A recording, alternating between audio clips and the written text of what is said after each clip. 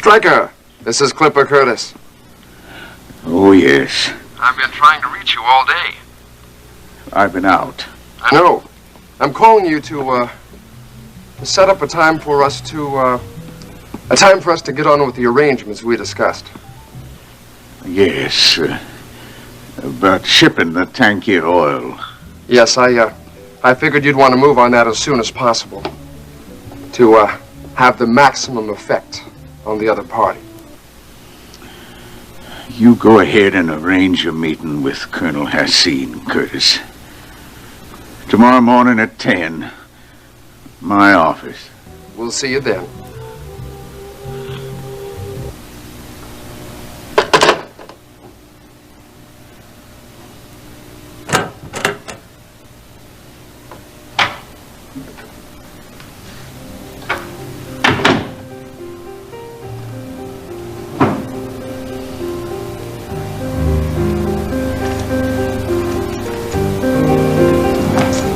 Stryker, I hope you didn't try to reach me today. What if I had? You would have missed me. I have missed you, Vicky. No, I mean I was out most of the day. Oh? With Sam. I spent the afternoon in Herman Park, observing the ducks. What did you observe? Oh, I admired the way they got the water to roll off their backs. I sat there trying to learn from them how to let a few things roll off my back. Like what, Stryker? Like you and Alex Wheeler, Vicky.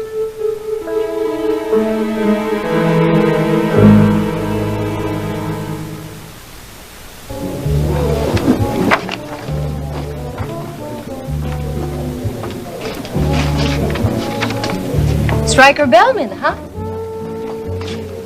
Boy, I bet he was real proud of his little woman. Proud? Sure, honey. I mean, after all, fooling around with Alex Wheeler means you made it to the top. Made it at the top, I should say. Oh, yeah.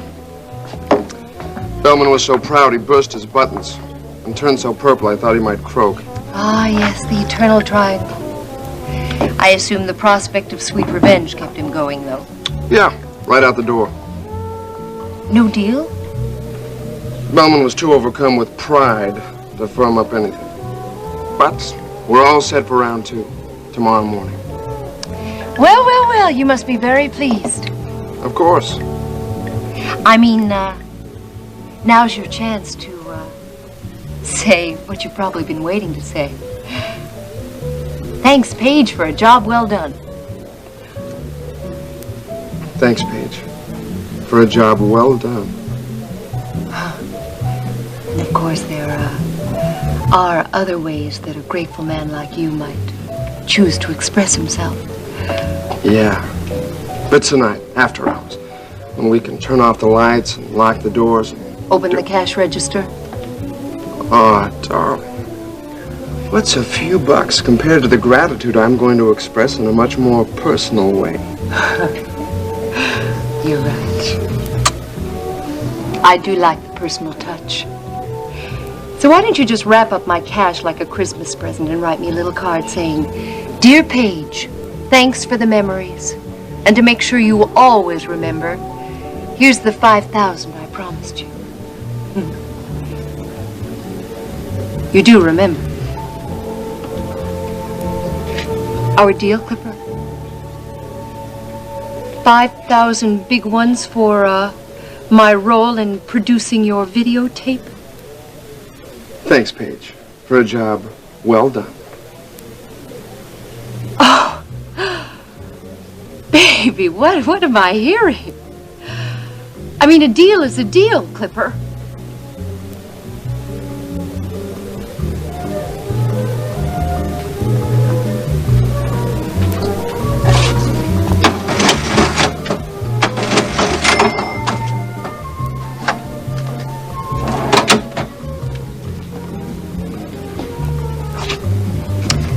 One, 2, 3, 4, and 5.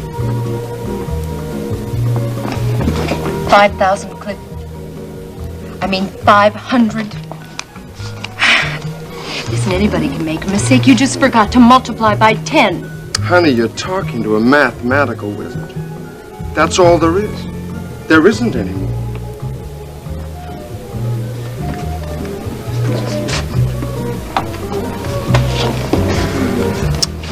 So that's how we play, huh, honey? Okay. Next time, nothing on faith. You'd better hustle your tail right. What's the idea? I'm sorry, Mr. Curtis. I was detained.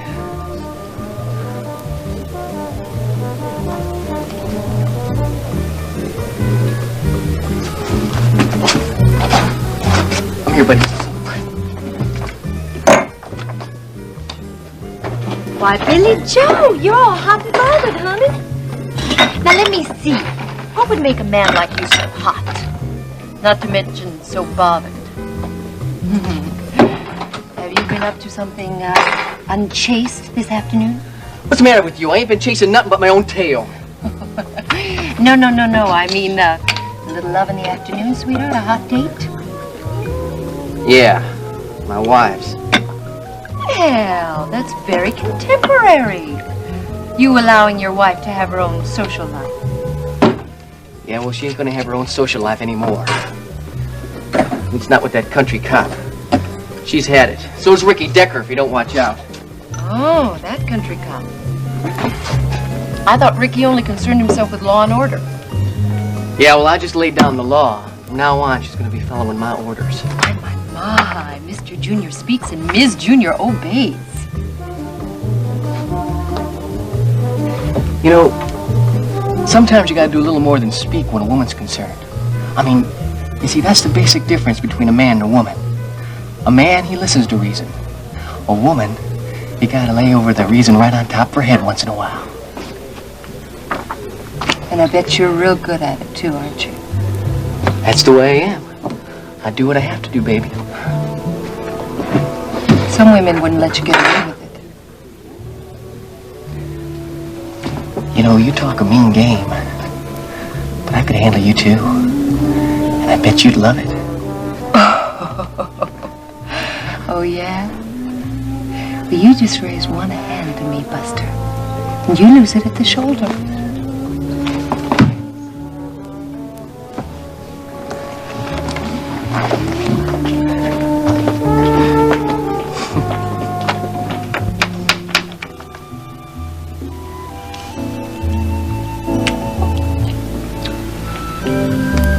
Okay, Striker. It has come to my attention that I have been blind for about 20 years. That's about the number of years that you and Alex Wheeler have been having yourselves a romance, isn't it?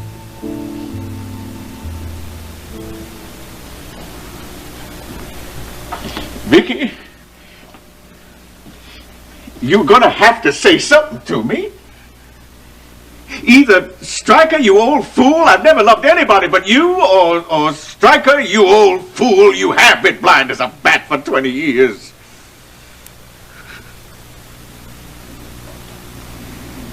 One thing is sure. Either way you look at it, I am a fool.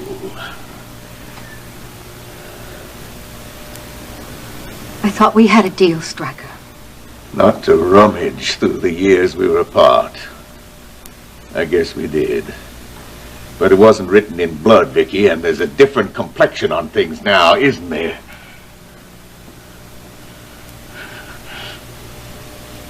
I've been proved wrong in practically everything I have ever believed. I thought you left me because of your career. I didn't like that much, but I could have lived with it. I thought if you loved any man, it would be me. I didn't like much doing without you, but it was better than doing without you altogether. And I thought that Alex Wheeler was my friend. Now, it turns out you left me not to go to work, but to play around. It turns out that I am not the man you love. And it turns out that my best friend made his move towards you as fast as he could. No, Stryker.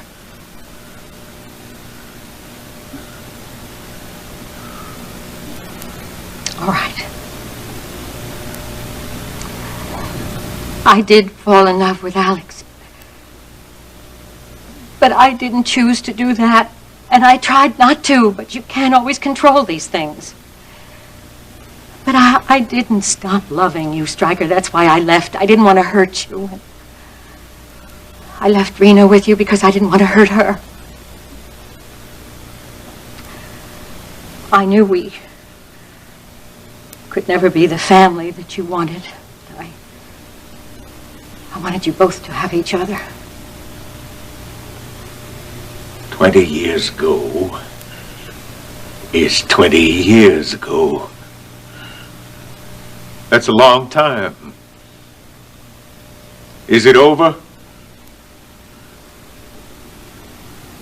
Yes, Stryker. It's over. And you wanted us to be back together again. Because you don't love Alex.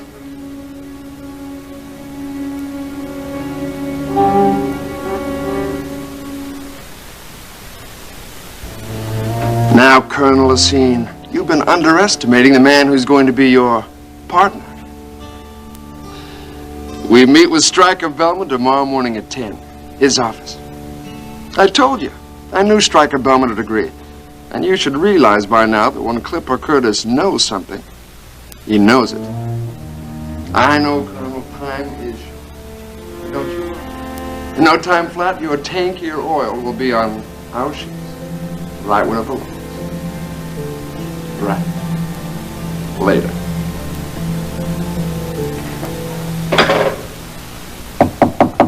Come in. Mr. Curtis, I'm Justin Marshall. I telephoned earlier. Oh, yeah.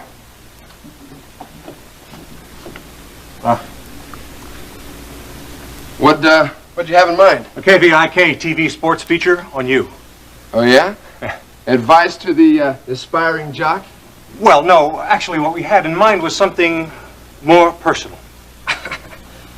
The grand old man of pro ball and his memories. No, actually we're interested in your present and in your future. We're doing a series on sports figures who've gone on to make it big in other areas. You're the pilot project. It's all about you. That was my idea.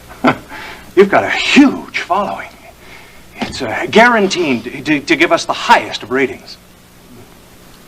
I like the way you think, Marshall.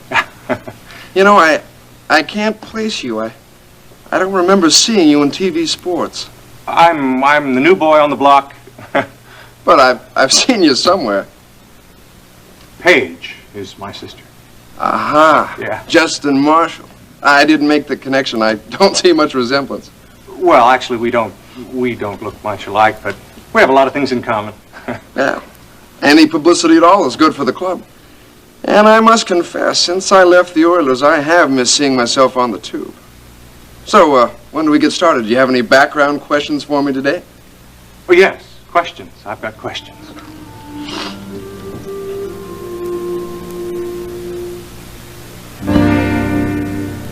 Alex, I've had a fabulous day. I couldn't wait to get here to tell you about it. Alex. Darling, please just let me look at you. I was so worried about you. Well, what is there to worry about? Justin Marshall. Justin? When I called over to the cook's house, they said you'd left with him. And? I was worried. Well, I don't understand. He took me on a tour of KVIK TV. We had a delightful lunch at Maggie's restaurant. And then he drove me here to see you. Why would you worry?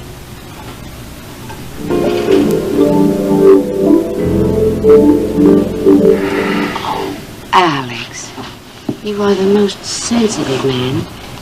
You were afraid he'd be unpleasant to me. Yes?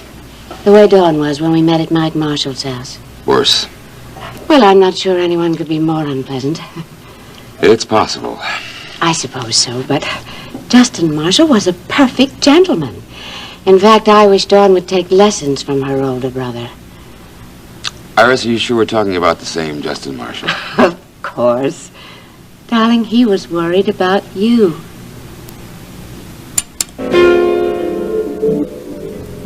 Alex? Oh, I was just, you said he talked about me? He hopes for a reconciliation between you and Dawn.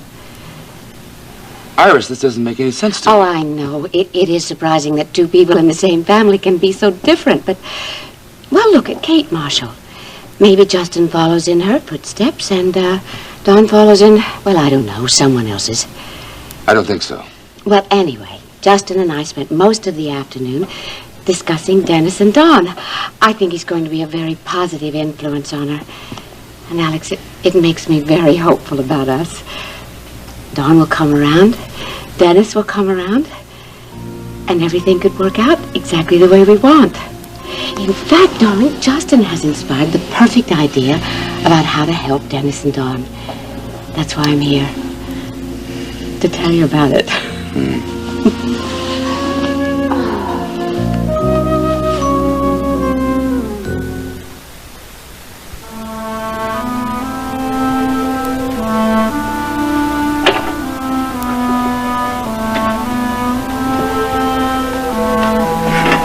Vicky, please answer me. Well, at least look at me.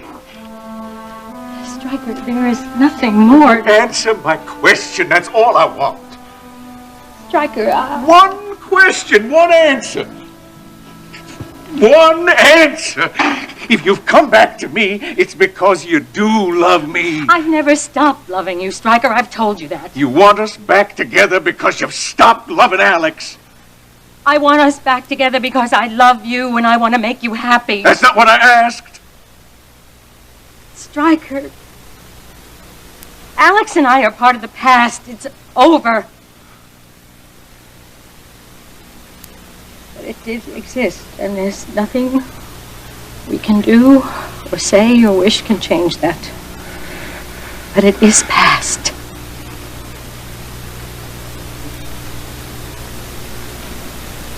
I've heard about some photographs that a private investigator took. But it's some months since Rena commissioned that piece of dirty work. It was when you came to see me in Bay City when I was sick. So I guess that all he photographed were things that were past. Yes, Stryker. Those pictures are historical documents. Nobody forced you to come back to me, but you did. That means just one thing. It means that your love for Alex has run its course. And your love for me has stood the test of time. I just wish I could hear you say that. It's true, Stryker, we have stood the test of time, and you're right.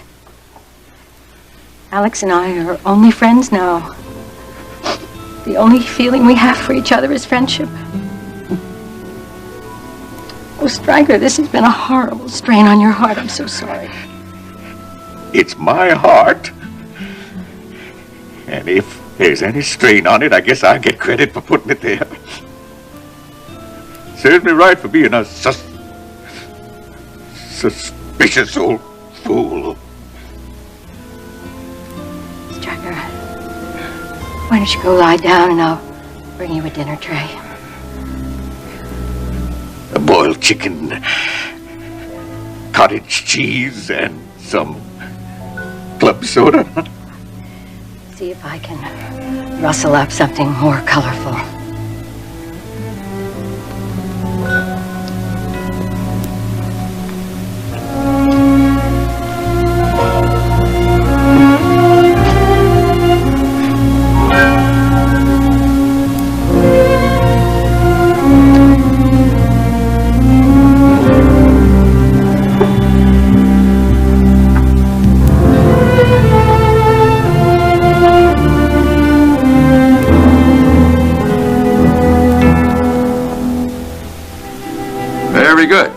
right, keep me posted.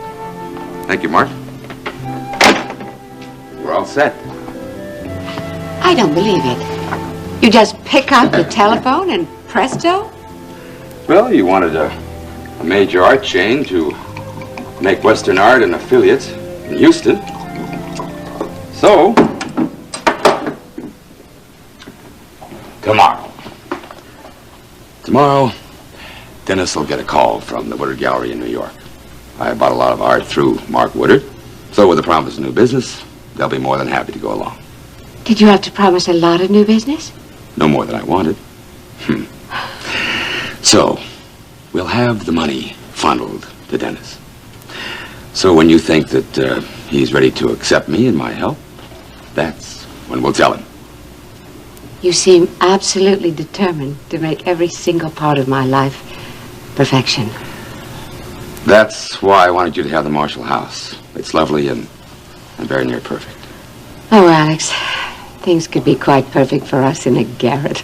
Or even a little pension in Saint-Tropez. Then, we'll find you an exquisite Renoir or a magnificent Degas through Western art. Then you will choose just the right frame to set off its perfection. That's why I want you to have the Marshall house, to set off your perfection.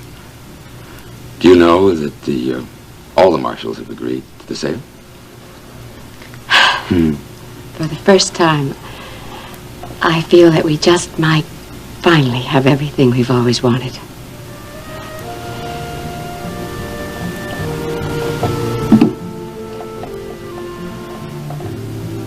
Does that mean that you'll accept my gift? Yes. Yes, yes, yes.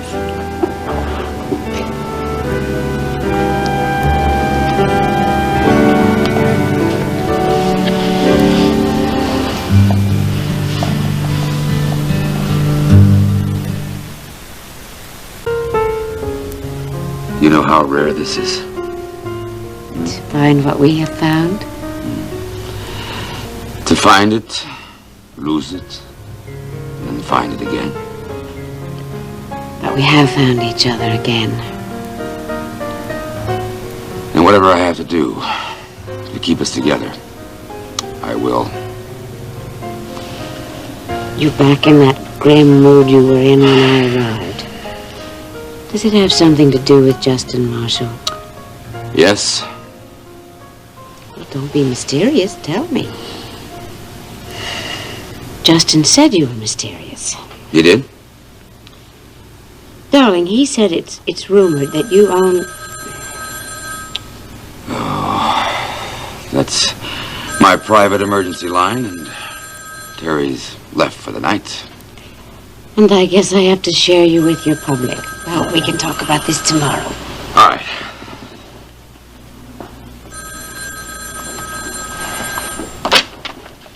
Hello? Alex? Alex, I have to talk to you. All right, just a moment, please. Tomorrow, darling. Tomorrow.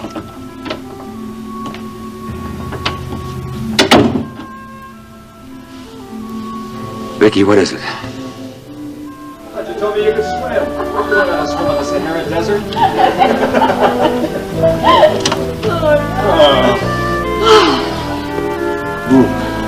Don't turn anything on. What's wrong? I look like some kind of creature out of the deep. Between the sand and the salt water, that'll do it to you every time, I tell you. I don't want to scare you off. No, I call that natural beauty. No more light. Okay, then, how about some starlight? We'll sit out on the fantail while the captain sets sail for Houston. How about it? Sounds wonderful. And everybody looks good under starlight. It's so peaceful and hopeful to look up at a starry sky. When I was a little girl, I used to wish on every shooting star I saw. Oh, yeah? Me too. I still do. Well, I don't. Oh, are you so worldly and sophisticated? I've just made all the wishes I need to. And my fate's in the arms of the woman I'm holding less. Well, you know, my mother warned me about Irish seamen. No, I mean it. I made all the wishes I'm going to. And I'm going to make sure that every single wish comes true. Are you sure there might not be some new wishes coming up with the sun tomorrow morning? It depends on how well we do with my old wishes under the stars tonight. I think we better hit the deck, matey. Get an ocean breeze to cool you off. Okay. Ooh, wait a minute.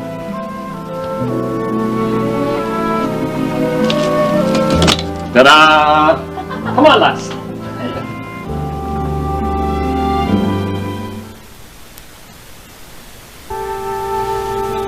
Vicky, I'm having trouble hearing you. What's wrong?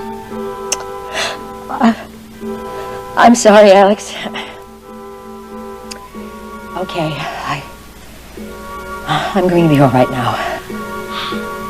Is it Stryker? Yes. Oh, Lord, no. Oh, no, Alex, it's not what you mean. He's all right. But we've just had a scene, a very bad scene. Over.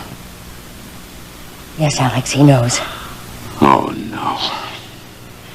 This is what I've been afraid of ever since that my daughter turned her private detective loose on me. I know. I'm sorry, Vicky. This must have hurt Stryker terribly, and you, of course. He was very deeply hurt, Alex. I don't think I've ever seen Stryker so beaten down. And it's senseless to stir this whole thing up now. Completely senseless. You have every right to your own private life when you separated from Stryker. And then when you went back to him because of his illness, it was over with that. Yes. It was over. It was a bad scene, you said. Yes. And I felt so ugly because he was asking so little of me, and I couldn't even give him that without lying in my teeth. He only wanted to know if I'd stopped loving you, and the truth is, Alex, I can't stop. Vicky. I'm sorry. I shouldn't have said that, Alex. Well. But I did want you to know about Stryker. Yes, I should. Thank you for telling me. You'll have to face him tomorrow or the next day. Yes, I know. And I'll be thinking about what to say to an old friend. But maybe somehow I can make it easier for him. Bye, Alex. You take care of yourself, Vicky.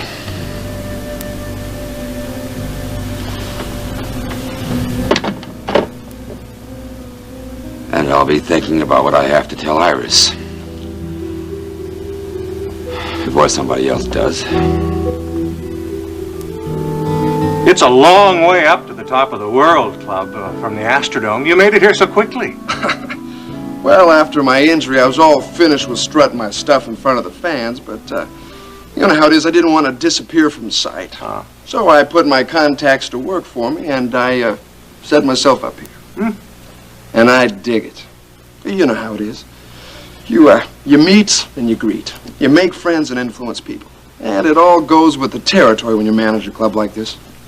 Manage it, then you don't own it. Oh, that's a figure of speech. Oh. You know what I mean? When something's your baby, you manage it. You know, you stay right on top of it, kind of make sure everything clicks. Well, then you do own it. Oh, of course. I told you, it's my baby. Yeah. Well, it must have been tough getting started. I mean, a halfback makes a lot of money, but, I mean, this is the classiest place in Houston. Yeah, you must have sunk a lot of bucks into it. Now, were those yours or somebody else's? Well, behind every businessman, there are 2 or 3 bankers. Uh-huh. But I don't see why you think your viewers would be so interested in the business end of things here, Marshal. I mean, it sounds pretty dull to me. Their hero makes it big. They want to know how he got there. Yeah, well, I'm the hero, and what I want them to know about is the glitter and glamour up here. Save the other stuff for Dunn and Bradstreet. Ah. You see, any night of the week, you see the makers and shakers of this city. Oh, of the country, right here. And I think your viewers would probably get off on information like that. The makers and the shakers. You know, politicos and execs, doctors, lawyers, sheiks and sultans. Even an occasional spy coming in from the cold. Yeah, yeah. The creme de la creme. That's what my sister Paige calls it. I guess that's what you find at the top.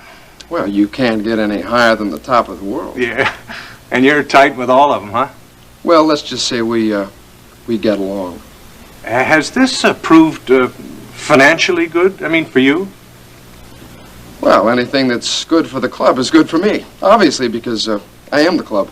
Well, with a cast of characters that populate this place, I'm sure you must get something going now and then. I'm sure that's what your fans would like to know about. The behind-the-scenes top of the world. I don't know, what goes on under the table, so to speak, huh? I mean, arranging deals. Deals? When I came here, I couldn't help overhearing something about shipping Tangier oil.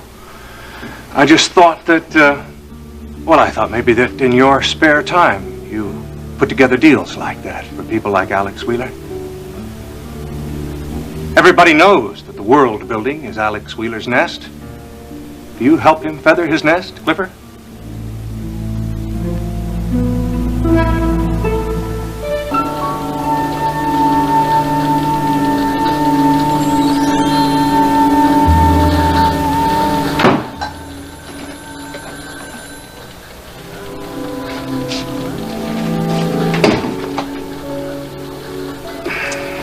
Justin Marshall features sports. Well, just like having it in bright lights. Well, not exactly like it. It's close enough for me. You're the one with flashbulb fever. Well, it wouldn't be close enough for me, honey. I bet you even punch in a clock. Just like a working man. Common working man, exactly. Ah, up before noon every day. Well before, Paige. Not good for your mental health, Jess. Not good at all. I mean, bringing home the bacon. I'm sorry if my working for a living offends you. Should offend you. Whatever happened to my brother, the racing superstar, huh? That was somebody I could brag about. You know, a man who'd rather drive through an office at 110 than sit in one. Now look at you, honey. My. All signed up. I bet you even have a pension program, don't you? Paige, remember what used to happen when you teased me a long time ago? You used to throw me in that damn horse trough. Just keep that in mind. You don't settle down, I'm gonna try to find a little place around here for you. My, aren't we a bully this morning? Let's start all over. Listen, I want to talk about the dirt.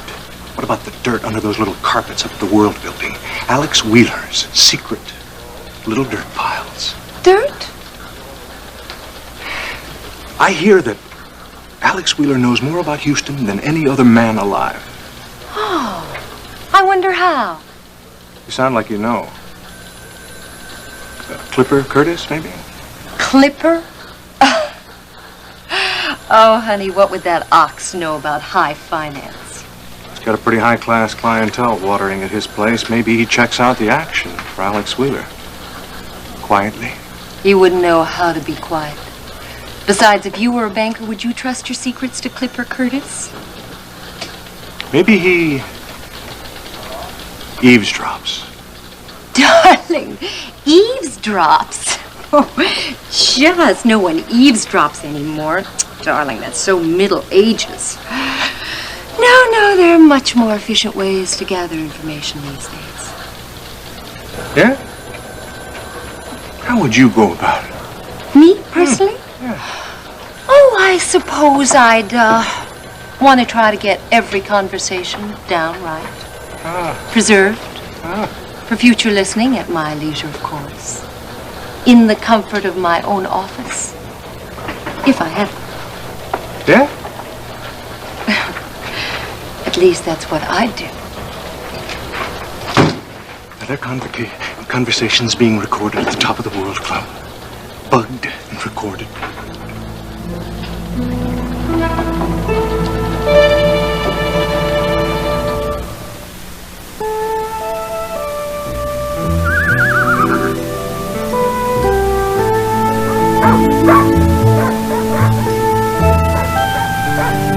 Finish your breakfast now. The school bus will be here any minute. Do you want to miss it? Yes. Yes, what? Yes, ma'am. But then you'd have to walk to school, just like your grandpa Michael and his brother William. You know, Steve, those boys had to set out before sunup to get there in time for the 8 o'clock bell. Yes, ma'am, but that was in the old days. Old days? Yes, ma'am, before they had helicopters. Oh, helicopters. How? Well, we just don't happen to have one. But if we did, I bet I could sleep a lot longer and still get to school on time. You could if we did, but we don't. Now, mush. But it would be great if we did, wouldn't it, Mom? Didn't you love it yesterday, zooming around in Mr. Connor's chopper? He sure knows the right words. Too many questions. Didn't you? Yes, honey, it was fine. I'll tell you what, if I had my choice of transportation, I'll take Lady Grey any day of the week. No, horses are okay, but they're so slow. And so are you, young man. Is this a caviar sandwich? Caviar? No, it's just plain old peanut butter and jelly. Remind me not to tell you any more secrets, okay? Now you get going. I don't tell secrets, Mom.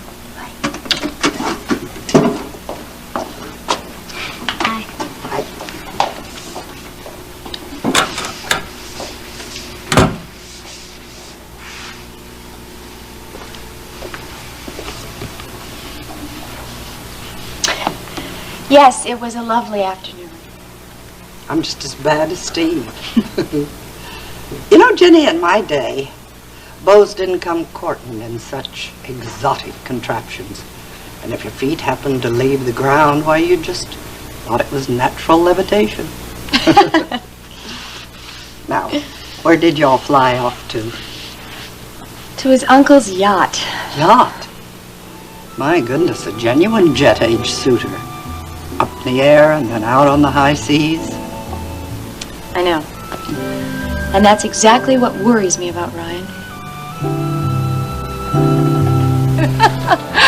Whoa, that certainly got you foaming at the mouth, didn't it?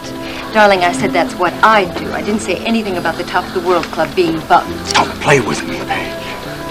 I want to know all you know about Wheeler and Curtis. Do you want to know how much I care about what you want? Zippo, brother. So let's just talk about what I want now, all right? And let's talk nicely, please. What do you want? What everybody else wants, honey. It's green, it's crinkly, it smells like the inside of a bank vault. You know, COD. I realize that everything you have can be had for a price, but you don't expect me to buy a pig in a poke. Just give me an idea of what you have, and then we'll just see if it's worth it. Down to cases, brother? That's fine. Because what I've got to sell is worth plenty. Oh, sis, you're so subtle. Wait, what are we talking about? Bus fare? I bet you even take the bus, don't you, honey? Well, so much for your taste. Well, Clipper Curtis hasn't mind paying. Oh? Sure. Full fare round trip for the scenic route. Oh. You work for your job now, huh? With my talent, brother. All right. Name your price. Well, finally. And you're just in luck. It so happens the info is on a special clearance sale. One day only. Get it while it's hot. How much? Oh, I'd say, 4,500 should just about get it for you. It's an odd number. How'd you arrive at that figure? I said it was a clearance sale, didn't I? I'm clearing out some bad air. Actually, it's the uncollectible balance due on a debt that Cliff owes me.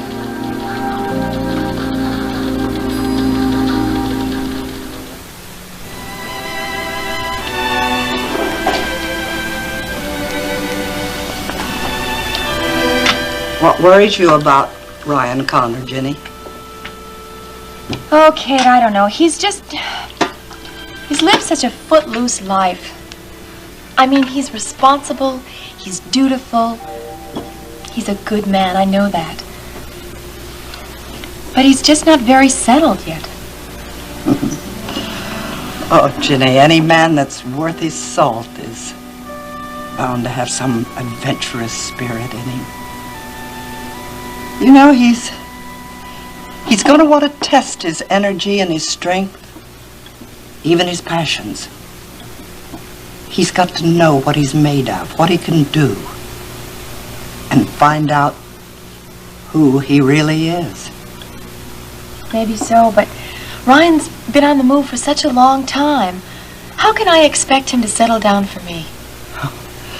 Well, Jenny, that for sure is a matter between the two of you.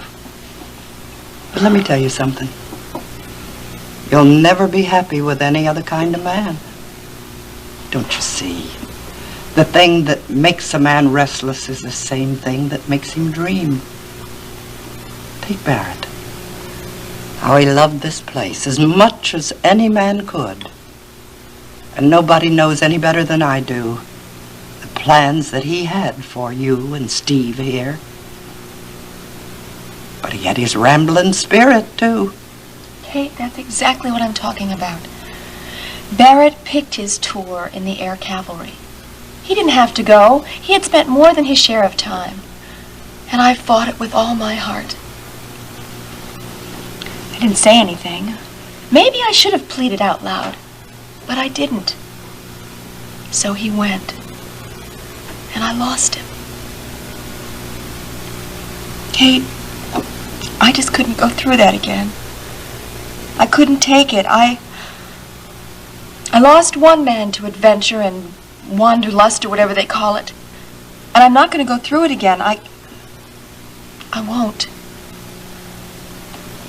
So you said it. Did you hear?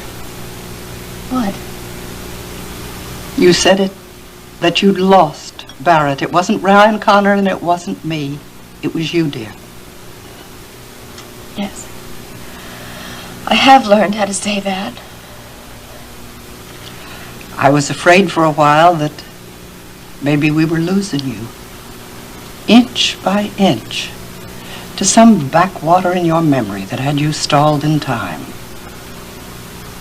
Maybe that's what was happening. I don't know.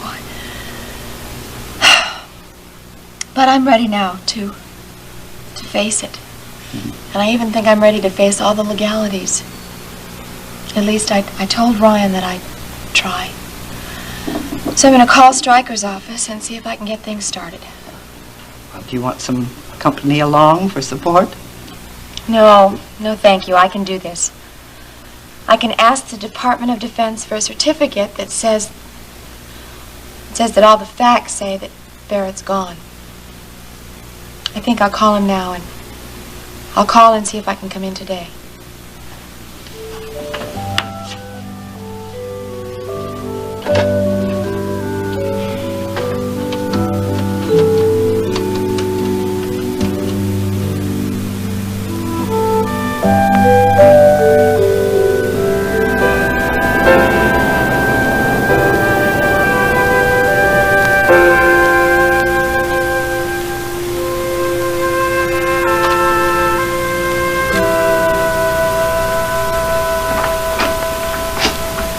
Mr. Bellman, there was a phone call. Mr. Bellman? Yes, Hallie. Mr. Curtis called from the top of the World Club. He wanted to know if you were ready for your appointment with him. I told him that there was nothing in your appointment book. Yes, it's all right, Hallie. Curtis made that appointment with me directly. Yes, sir. Well, call him. Tell him to come down now. But is there anything else? No, sir. Well, yes, sir. Well, what Maybe is this it? isn't my place, but Mr. Bellman, are you sure you should be here? I mean, maybe you should go back home and get some rest. You look really... I know damn well how I look. I look like death warmed over. That's a fair description, isn't it? Yes, sir. No, sir. Look, I don't care how the hell I look. I'm not going home. Now, I came in here to get some business done. I'm going to get some business done. Yes, sir. Hallie, I'm sorry. I'm grateful to you for being concerned about an old, broken-down Texas wheel.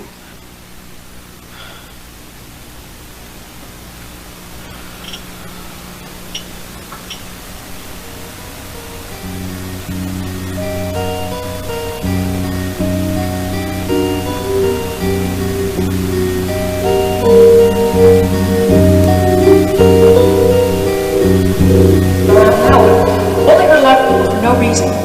Okay then, the affair is over. Please make sure it stays that way. I said over.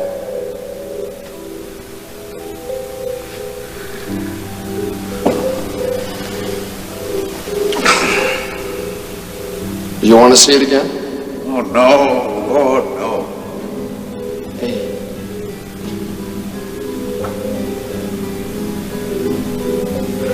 Stryker, I'm sorry. Everybody knows but the husband. It's the old joke, isn't it? The old joke. Nobody's laughing, Stryker. Aren't they? I can hear them. 20 years worth every time good old Stryker turned his back. That's Alex and Vicky, not your friends. My friends. You've still got one, me. And friends look out for each other, you know. Do they? Well, sure. So you won't say anything to anybody about my little toy, will you? It helps me keep an eye on the place when I'm off in another corner. Terry doesn't know about it, and if she found out, it might be a whole lot. Found out what? Terry found out I was recording conversations in the club. She'd be up to Alex's office in 2 seconds. I don't care if you tape record in every bedroom in Houston. Well, I'm not worried about the rest of Houston. If you ask Terry about this, she'll know that I bugged the people. And she'd deny the whole bit. You know, she'd do anything for King Alex, even lie for him.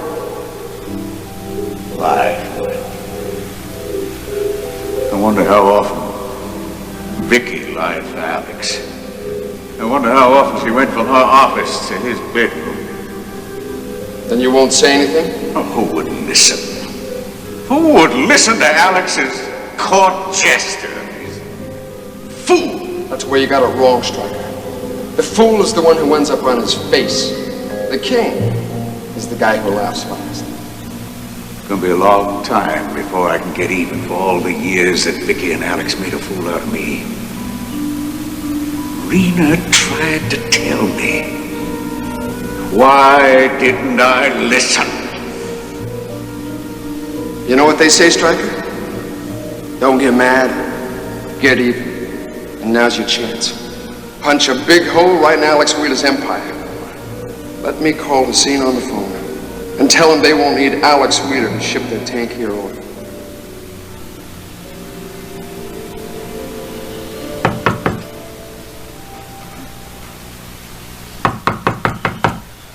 Yes, come in. Friend Stryker, let me introduce Colonel Hassan of the Royal, Revolutionary Army of Tangier. Stryker Bellman, once Lieutenant Governor of the great state of Texas. I'm Chargé d'Affaires from Tangier, Mr. Bellman. My pleasure, Colonel. This will only take a minute, Stryker. The Colonel is so happy not to have to do business with Alex Wheeler that he'll agree to practically any terms that are fair, of course.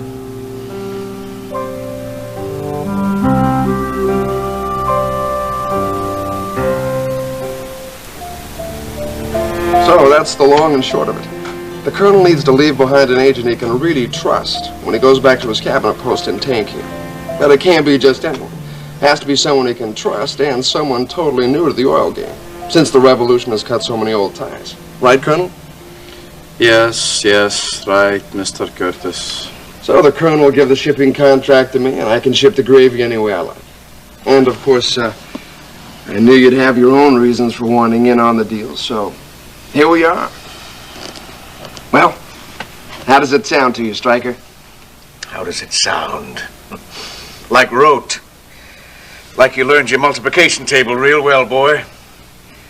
I'm sure you've made this pitch before, and I think I know who too, but that doesn't matter. It's all right. It's all right. I have been around this town forever. I know some of the old boys in the shipping game. It won't be too hard to round up some tankers to haul your country's oil for you, Colonel. Woo! We'll all get rich. Ain't it grand, partner? Money. It can't make us happy, but I guess it'll give us a little satisfaction. Well, that's right. I mean, that's right. Why, eventually we could even outstrip world oil. You'd like that, wouldn't you, Stryker? Mr. Curtis always has such a selfless motive, doesn't he? Colonel, don't suppose that you have to fill me in on what my friend is about. I am neither blind nor feeble-minded, although there are quite a few people who would make me out to be both lately. Stryker, that's not what I was... What your motives are in this unlikely arrangement, I don't know, and I truly don't care to know. Just remember this. You may be dealing with one fool, you're not dealing with two. I am going into this with my eyes wide open. Watchfulness is a virtue, Mr. Bellman. It is my honor to be your associate. Well, I will draft a letter of intent that we can all sign, and subsequently a full contract when we know who else is involved. For the time being, you have a deal. Stryker, guess...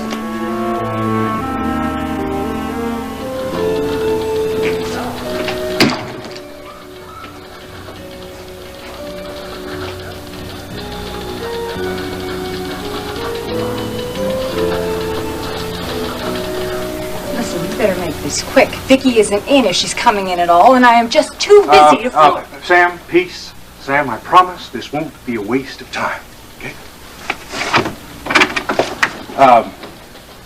Sam, my sister, Paige, the almost silver screen star, Paige Samantha Walker. Well, any friend of Justin's is suspect in my book. Paige. Sam is also my boss. In fact, she's probably a better person than Vicky to talk to about what really goes on in the world building. Yeah, right. How did your meeting with Clipper Curtis go? Right. Well, he's really a broken field runner. I mean, it's just like what you suspected. There's more to him than meets the eye. I went there expecting to do some regular feature story on some football player, retired, doing well.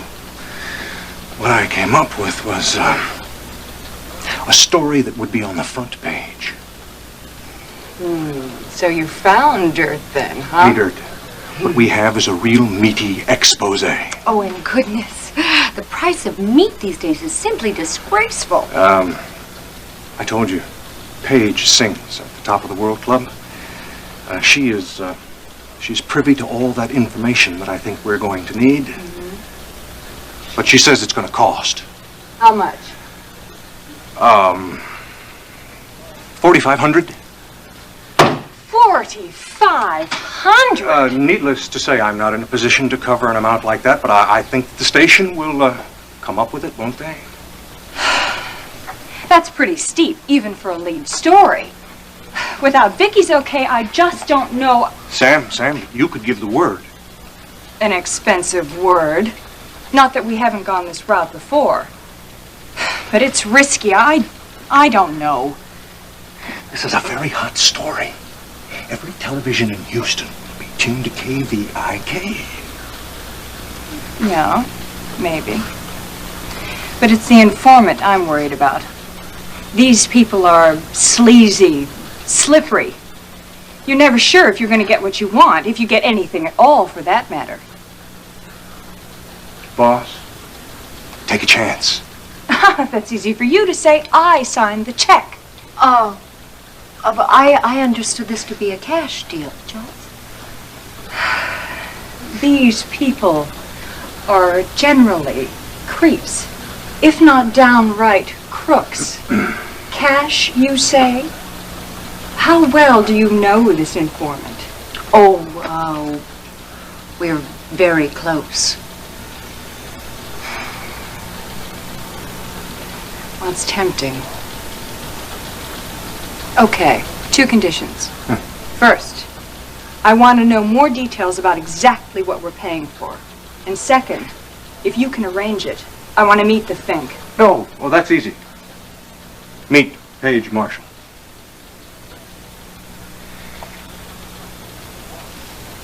Fink, creep, crook, and bad lady extraordinaire.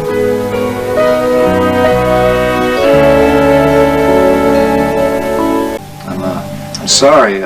Didn't know you were busy. Come right in, Ryan. You know Clipper Curtis, don't you? He runs the club upstairs. What are you doing here, Connor? Oh, Ryan joined my law firm recently. He's handling World Oil's legal affairs for Alex. Oh, yeah? Well, it's too bad his uncle hasn't taught him any manners. Knock before entering. Sure, next time. Right now, suppose you tell me what you're doing here, Curtis. And with our friend the Colonel, too. That buster is none of your Keep business. quiet, Curtis. Mr. Curtis here was merely referring me to the best lawyer in town. Oh, really? Yes, but now we have concluded our business. Curtis. Oh, that's very good, Colonel.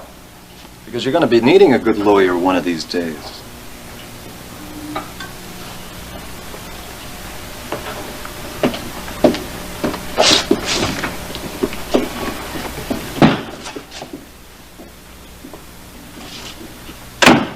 Do you mind filling me in on what that was all about? Okay now, Stryker. What were they doing here? Now look, son, maybe Clipper's got something about your manners. You don't answer a question with a question. Will you tell me, please? No, I will not. It's confidential. Well, I don't care if it's a classified government secret. Now, I've got to know what those 2 charmers were doing here together.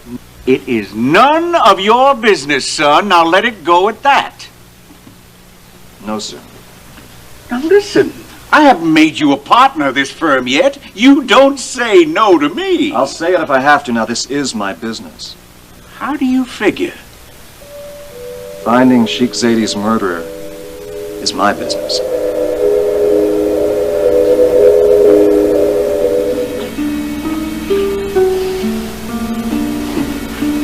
My compliments on how well you maintained your composure.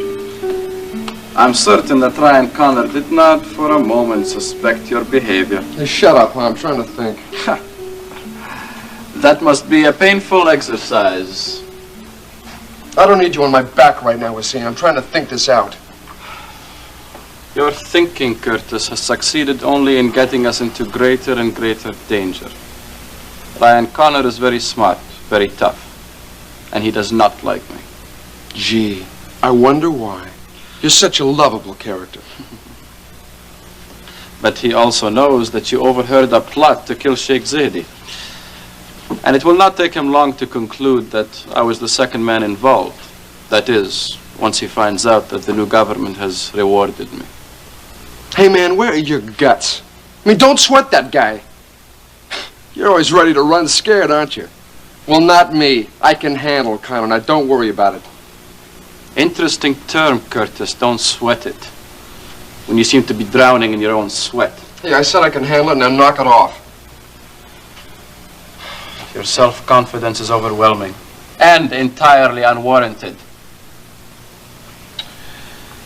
I am weary, Curtis, of your behavior and of your greed. Do what you will. I will be leaving for Tankir soon. Suit yourself. But I have no desire to be pursued by the Sheikh's family as an assassin. So I want to settle the matter of the videotape recording before I leave. If you please, give me the recording and name your price in cash.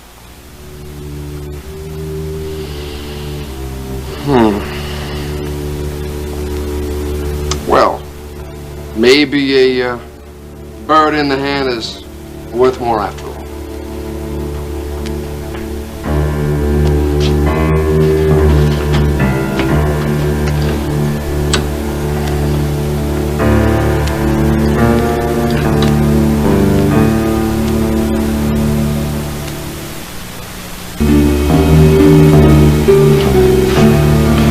Surely, Curtis, you have not forgotten the combination to your own safe. Hell no. And I haven't forgotten what's in the safe either. Or that I'm dealing with an accomplished assassin. Come, Curtis. You have no reason to fear me. I don't want any more trouble. That's right. You don't. So you'll play ball no matter how chicken you are. I mean, what's in here? There's my passport to independence and power. A lifetime supply. And I'm not giving that up for a handful of cash. You're a fool, Curtis. Fool. You don't understand. I understand that this is my shot at the big time. And I'm not giving it up on account of your cold feet. You have luck, Curtis. That seems to be your only asset. Had we been in my country, well, we know how to deal with unreasonable men in my country. Well, you're on my turf here, Colonel.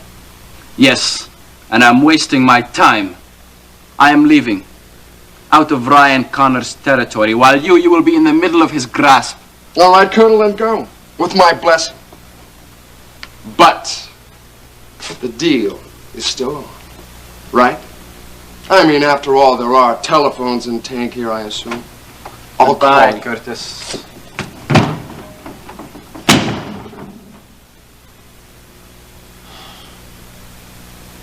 But what if Connor does put it together?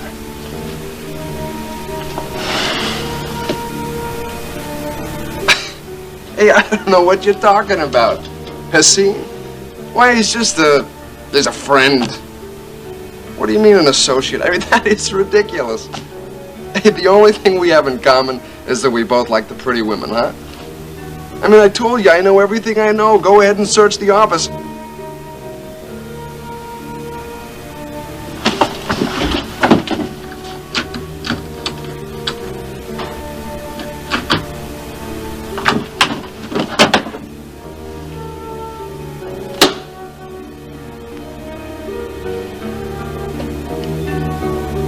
I need to store this somewhere for safekeeping.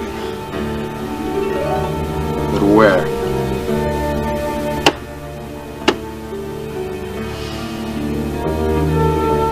Now look, if you are here to get information about Sheikh Zaidi's murder, I just... Well, actually, I came with some good news. Ginny called. Ginny? Yeah, she's ready finally. She wants to start the process of clearing Barrett's succession. Oh, well, good. Good. I knew you'd handle that just fine. Yeah, I was glad too. I didn't think anything on earth was more important when I talked to her. But what I saw just now, when I interrupted, that suddenly become much more important. Stryker, don't you have eyes? What in the world's going on here? Curtis and Hasim together? Will you please tell me what you are talking about? I understand. I am a certified loser when it comes to seeing the obvious. You knew Curtis claimed to have overheard a plot against Zaidi. That he identified that poor stooge, that dead orderly from the hospital, as one of the plotters. But he never identified a second man. Do you think that colonel was the other man in the plot? I just might be making that accusation, yes. Depends on what they were doing here. For instance, if Hasim was working out some kind of fancy legal deal that would let Curtis benefit from Zaidi's death, was there some kind of deal, Stryker? Now look, you are a lawyer, son. You know better than to question me about my client's confidence. Stryker, there's a lot more at stake here than a client's confidence. You just take care of your own accounts. And as far as I'm concerned, that is the World Oil account. Don't ask me to give you information about the competition.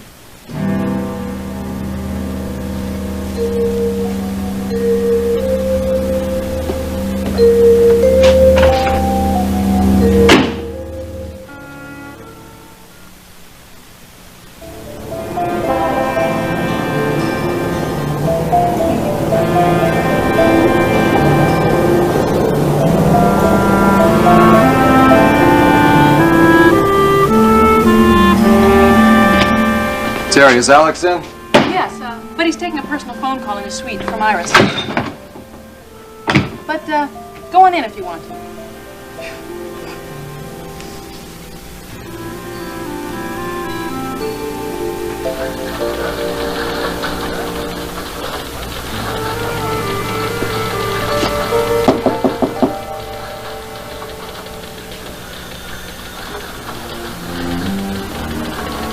Hi, baby.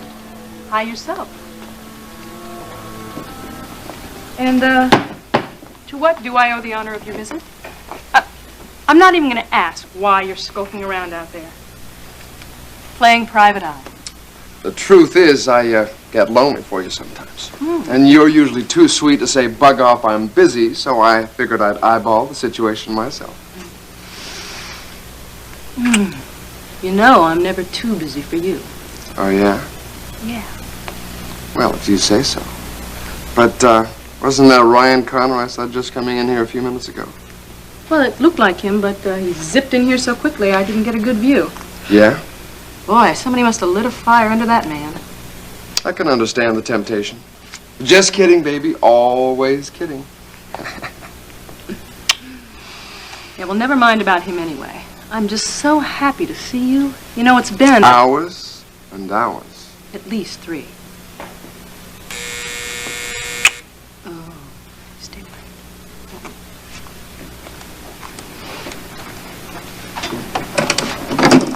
Yes, Alex. Yes, of course. I'll be right in. The man I take my orders from. I know. Oh, baby, I'm sorry. Come back and see me later when I'm off, okay? You know it.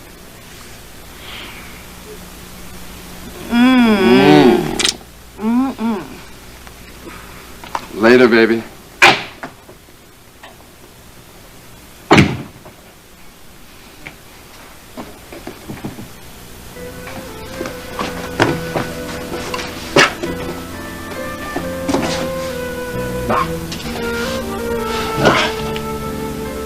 Shipping reports.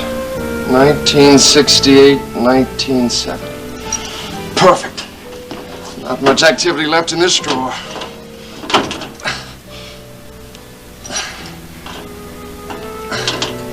Come on, come on.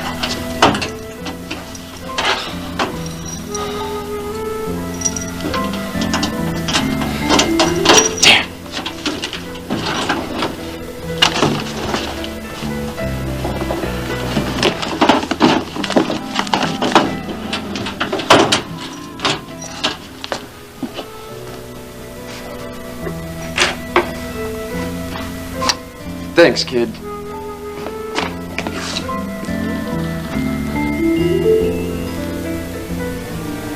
You say you discussed this whole tanker oil scheme with Clipper before he ever came to me, right? Right. Good. All I want is for you to refresh my memory a little. Why all this concern? I mean, it was a silly idea. Clipper let himself get carried away with a dream, that's all. And he's aware of that now. But anyway, what was really so awful about it? Nothing that connects Clipper to a scene and the assassination of Sheikh Zaidi is silly.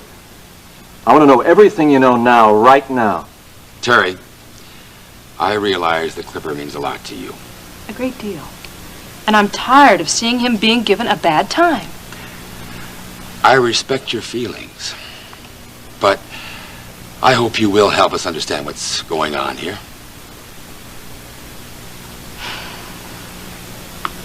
Of course. I have no reason not to.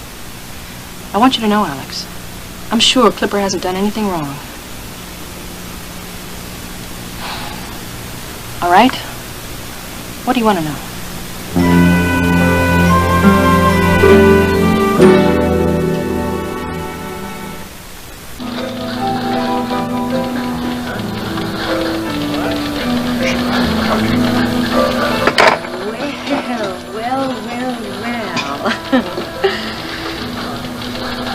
Well, seeing as though you're a friend of Joe's, I guess your check's good enough. Thanks. Isn't she a sweetheart? Oh, well, 4 digits are better than none. It was a little easy. Next time I'll have to up my ante. Do me a favor. Next time, take your business to some other station. That wasn't easy at all. I had to pull all the rank I could muster with finance. Oh, is that why it took so long, honey? You have got my sports banquet money for the entire year. Don't spend it all in one place. Well, you know, I was wondering. I was about to buy some KVIK stock with this money. Good investment, huh? Oh, Paige, that would be a very good investment. Because after you've earned it, after you've told us about Curtis and the Top of the World Club, and where Wheeler fits into the whole picture, KVIK's stock is going to soar.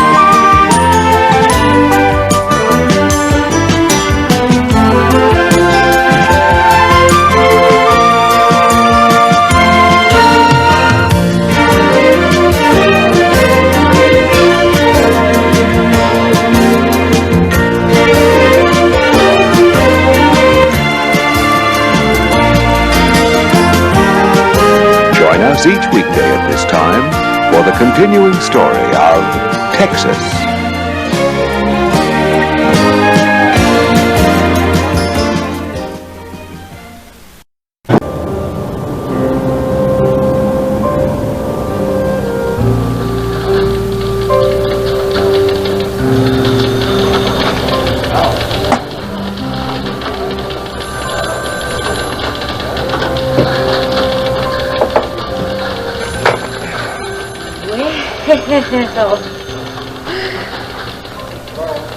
Well, seeing you're a friend of Justin's, I guess your check's good enough. Thanks. Isn't she a sweetheart? Oh, well, 4 digits are better than none. However, it was a little too easy. Next time I'll know to up the ante. Do me a favor. Next time, take your business to some other station. That wasn't easy at all. I had to use all the force I could muster with finance. Oh, is that why it took you so long, honey? You are carrying my sports banquet money for the entire year. Don't spend it all in one place.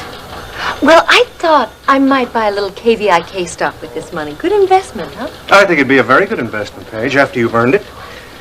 After you've told us about Curtis and the Top of the World Club and where Alex Wheeler fits into the whole picture, I think KVIK's stock is going to soar. No reason to come unglued, brother dear. You know my rules. You pay, I obey. We're all ears. Well, the first thing I noticed was that foolish elevator. I mean, it was hard not to notice it. Poor Terry Decker spends the livelong day in some never-never land between Clipper's office and Wheeler's. Terry Decker, is she the sister of that race car driver? What's she got to do with all She's this? Wheeler's secretary. She has been for 10 years.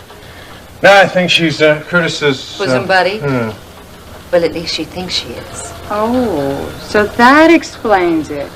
Curtis and I live in the same complex. I always see him by the pool with this dark-haired girl. Well, anyway, this raven-haired beauty and I were talking one night, you know, just chatting, girl talk, when suddenly, out of the blue, she muttered something about having me fired. Well, needless to say, I was shocked and appalled, especially when she said that she'd go over Clipper's head to do it. I mean, what's overhead the top of the world, huh? Clouds and rafters? Is this an appeal to the angels, or did she mean that, Bingo. Guess who, Sam? All right, I'll have a research team plow through the legal snowbank and see if they can come up with a bank note or a receipt or anything to prove that Wheeler's behind the club. But what I want to know is why. What's in it for him? You ought to know the answer to that. The clientele is a who's who of Houston. Half the deals in this town are made up there. No, if it's information he wants, there's better ways than watching the corporate crowd shake hands over lunch. Yeah, I wouldn't knock it.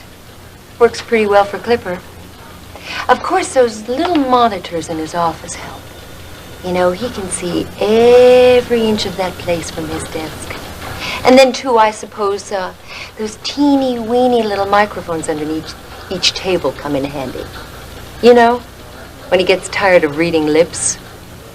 And then, too, gets tired of listening, he can just take a little nap after he turns on his video recorder.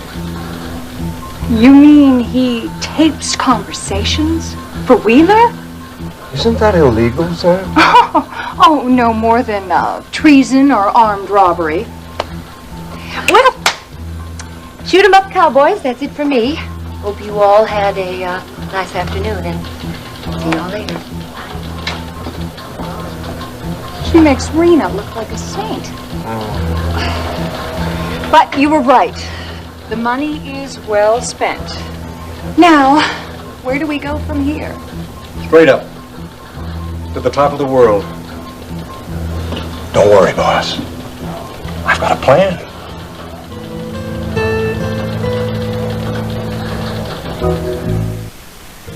You see, it's perfect. He's expecting me for the interview anyway. You just get me a cameraman with brains and a little nerve, and along with Clipper Curtis's smiling face, we're going to get you shots of hidden microphones and tape machines and the works. When is all this supposed to happen? I told him I'd be there this afternoon. This afternoon? Mm-hmm. That doesn't leave us much time. Time? I just don't know. Time? I'm doing all the legwork. Justin, you've got to let me get this straight in my head. After all, it is pretty risky. Look, what do you want? You want a 1-minute spot about the happy halfback? Or do you want the nitty-gritty about why Wheeler is kept at the top of World Oil? You're so naive. Think about it. Wheeler is the type of man who is bound to have a battalion of lawyers ready to descend and slap a slander suit on us. It's just like a woman. Oh, what's that supposed to mean? It means don't get so nervous. There's no law against telling the truth. And how do we know Paige isn't lying? There's no way to check her story. No reason for her to lie. She just walked out with 4,500 reasons. All right, what do you want to do? You want to ask Alex permission? Alex, could we come up and tape some evidence against you this afternoon? Listen, Buster. You had better believe before you get the green light on this, it is going to be approved and reapproved, and not just by me, but by Vicky. Well, you might as well call Wheeler anyway. You're going to get the same answer. Sam, don't you know your aunt's been having an affair with him for years? Yes, I do know. I'm a little surprised you do. Or has Rena been up to show and tell again? Well, there's nothing to tell, is there? It's pretty old. It's a pretty old story. I just expected Victoria Bellman to be stronger, that's all. She is strong. It's just that strong women are attracted to strong men. That's just a fact of life, and it's all the more reason why we should check with her before going ahead with this. You really think she's going to say yes? Tell the whole world her lover is a crook?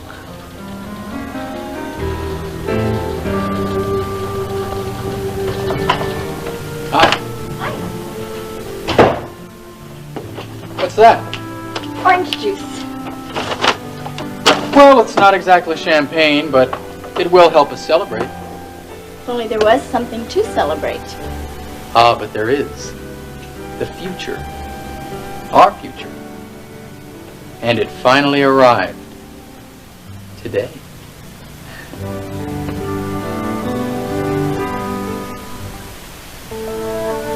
Our future? Yeah. Guess who I was just talking to on the phone?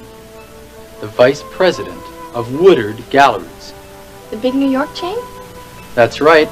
And they're looking for an affiliate right here in Houston. And somehow they managed to get our name. You know what that means? That means that Western Art will have unlimited credit and access to the finest artists in the world. And you and me? That's right. We can stay. You and I will live and work together right here as Mr. and Mrs. Dennis Carrington. It's just what we hoped for. But how did they find out? Who told them about us? It could have been Justin. He knows some people in New York. Well, who knows? The next time they call, I'll ask them, all right? But right now, this calls for a toast. Presto changeo. This orange juice has just become imported champagne. Imported from the ranch. Lovely bouquet. 1980. Not a bad year. The best ever. To champagne. And to all our dreams come true. And to our anonymous friend. Right. Oh, and I almost forgot.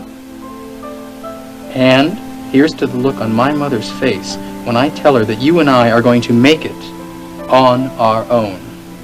Without Alex Wheeler's help. On our own.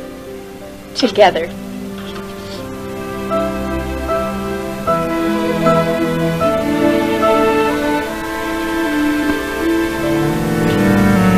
All right, for starters, did neither of you see a connection between the oil deal Curtis cooked up with Colonel Asin and Sheikh Zaidi's death? That's the worst of it. This whole business just slipped my mind. The day that Clipper approached me was the same day that Iris brought her son, Dennis, over here for lunch. Between trying to break the ice with Dennis and mend things with Iris, I just had other things on my mind. This scheme was so outlandish. All right, okay, I see. Now, please, could you give me the rest of the details? I told you all I know. Clipper said he could get contracts to ship Tankier oil. That's all. Well, with the revolution and knowing the kind of character Asin is, he just might have been able to swing it. Now, how does Clipper know Asin? He said they were friends. They didn't look too friendly to me when I saw them. Did you tell you that too, Alex? Well, I believe he said that they were colleagues. He said the colonel wanted him to be Tanker's agent, but now that you mention it, though, Asin didn't say much. And he seemed almost relieved when I said no. I remember thinking that he might have just been humoring Clipper. You're warm. What does that mean?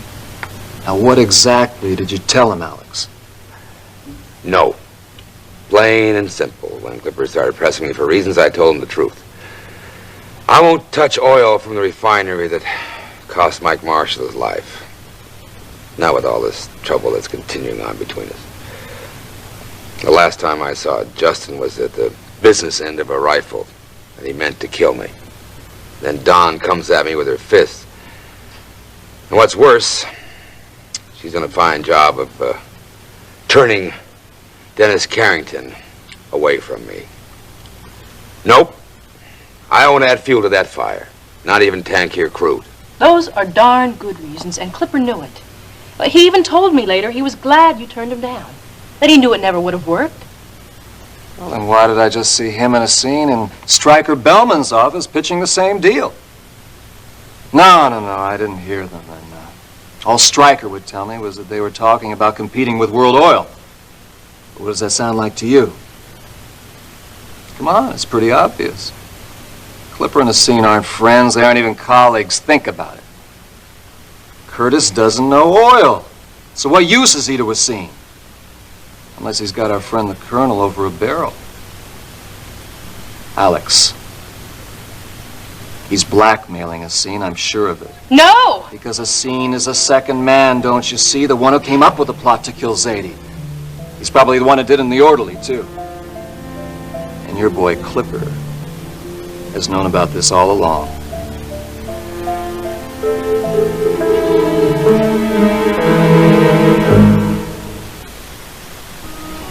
Terry, I'm sorry. I just have to call it like I see it, okay? You're not sorry, you're glad.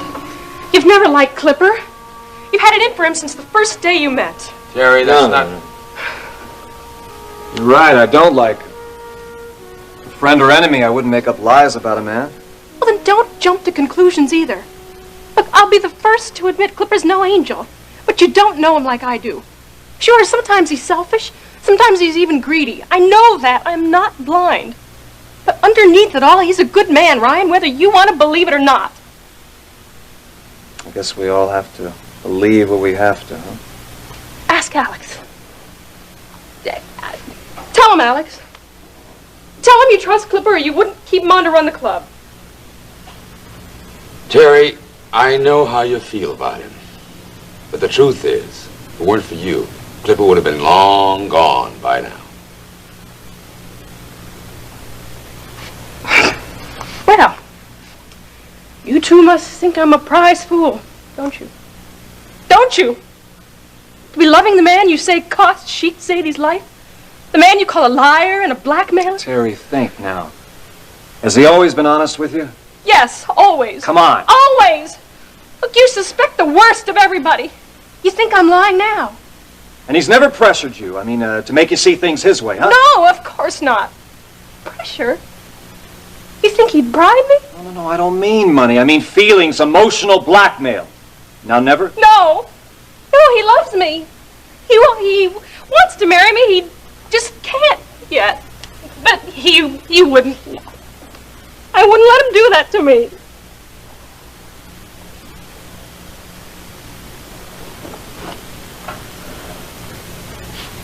Then he has tried. Damn it. You deserve the best, Terry, and Clipper Curtis is not it. Alex, thank you. I know all I need to know. I'll take it to my contacts with the feds. All right. Good luck. Let me know what happens. And you know, I hope you're wrong. Almost wish I were for her sake. But I'm not.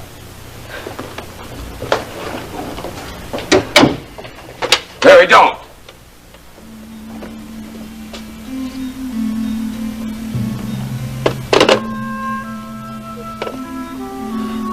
If he's done nothing, then he doesn't have to be warned. But if he's guilty, you can't. I know how you feel about him.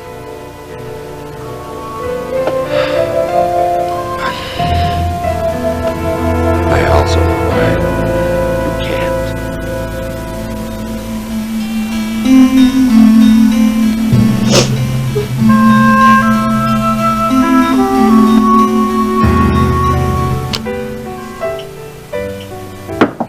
Well, here I am, right on time. Oh, Jenny Marshall, you You are right on time to brighten up my day. That's what you are.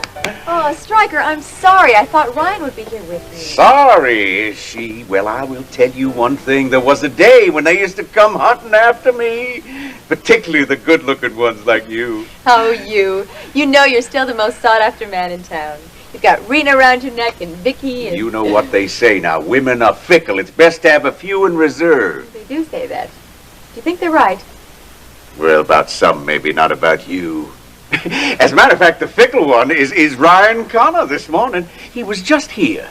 He said you were coming into town, and then something urgent reared its ugly head, and off he went. And he just left? Well, I guess I'm not in that urgency category. Now, listen, don't look like a calf that can't find its mammy. He'll be back directly. Come on, sit down in the meantime. I'll help you sort out your business. I have an idea I know why you're here. It's about that certificate for Barrett. Well, there's a little bit more to it than that, but it's still a pretty straightforward business. You have to petition the Department of Defense for a certificate of presumed death. That's the first thing. Then you take that to a Texas civil court and have them clear up Mike's estate. That will assure Steve of getting his father's share. Sound complicated? No, never sounded simpler. You're a fine lawyer, Stryker. You talk like a lawyer and you know how to say things. But when you peel back all those words, what it really means is that I'm giving up on Barrett. I'm letting him go. There's no voice to blame you but your own now. You have done him right. I would never say that to you if I didn't think it was so. Barrett Marshall. As young as he was one of the few men that I always looked up to. I would never sit by and let anybody do him wrong. Not even his wife. For 5 years. There's not many women that would wait that long. Not many at all. No, the waiting was easy. The sun comes up, goes down, comes up again. Time played its usual tricks. I couldn't keep him, Stryker. Not in my heart, in my mind. He's more of a shadow now, a silhouette. A very old photograph. Weathered. Fading. And now there's something else. I seem to be... Hi, Stryker. Here he is. Ginny. Hi. Good morning. Are you busy? Well, as a matter of fact, I am. I've only got a few minutes. I didn't want you to think I'd forgotten our appointment, but I'm afraid I can't keep it. Hey, maybe Stryker here will have some time for you. Oh, certainly. You make me sound as if I'm a child demanding too much attention. Hey, come on. You know I didn't mean that. Listen, will you two excuse me? It's just about time for my morning constitutional. You're angry, aren't you? No, I'm not. Ginny, if you're angry, just holler at me. Don't make me guess. No, I'm just confused. I wouldn't have even come here this morning unless you would have asked me to. Well, no, that's not entirely true. I wanted to get this legal procedure out of the way. And whether you or Stryker takes care of it, it doesn't matter. But Ryan, still, you looked at me as if I were some kind of a bill collector. Maybe I did, huh? Well, I guess a little bit of guilt will do that to you. I'm sorry. Just as something else came up, and I'm not used to having these divided loyalties. Oh, it's not easy, believe me. Look, I really meant to spend time with you today, and I'm sorry about brushing you off, but you and I spent a lot of time talking about duty, and you understand it just as well as I do, maybe even better. And I told you how much I owe Sheikh Zaidi.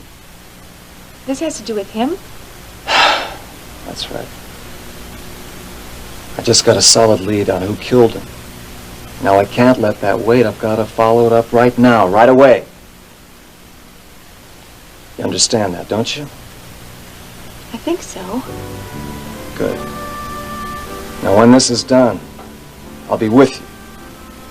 I'll call you just as soon as it's over, okay? I promise. All right. Ginny,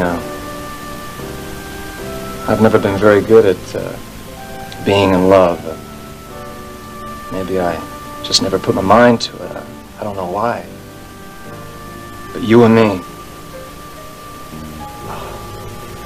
well, I'm not going to give that up. So if you just wait for me until it's done, okay? How long do I have to wait? A few days, a week, a month? Don't make it long, Ryan. I know what waiting does. It won't be long. It won't be long at all.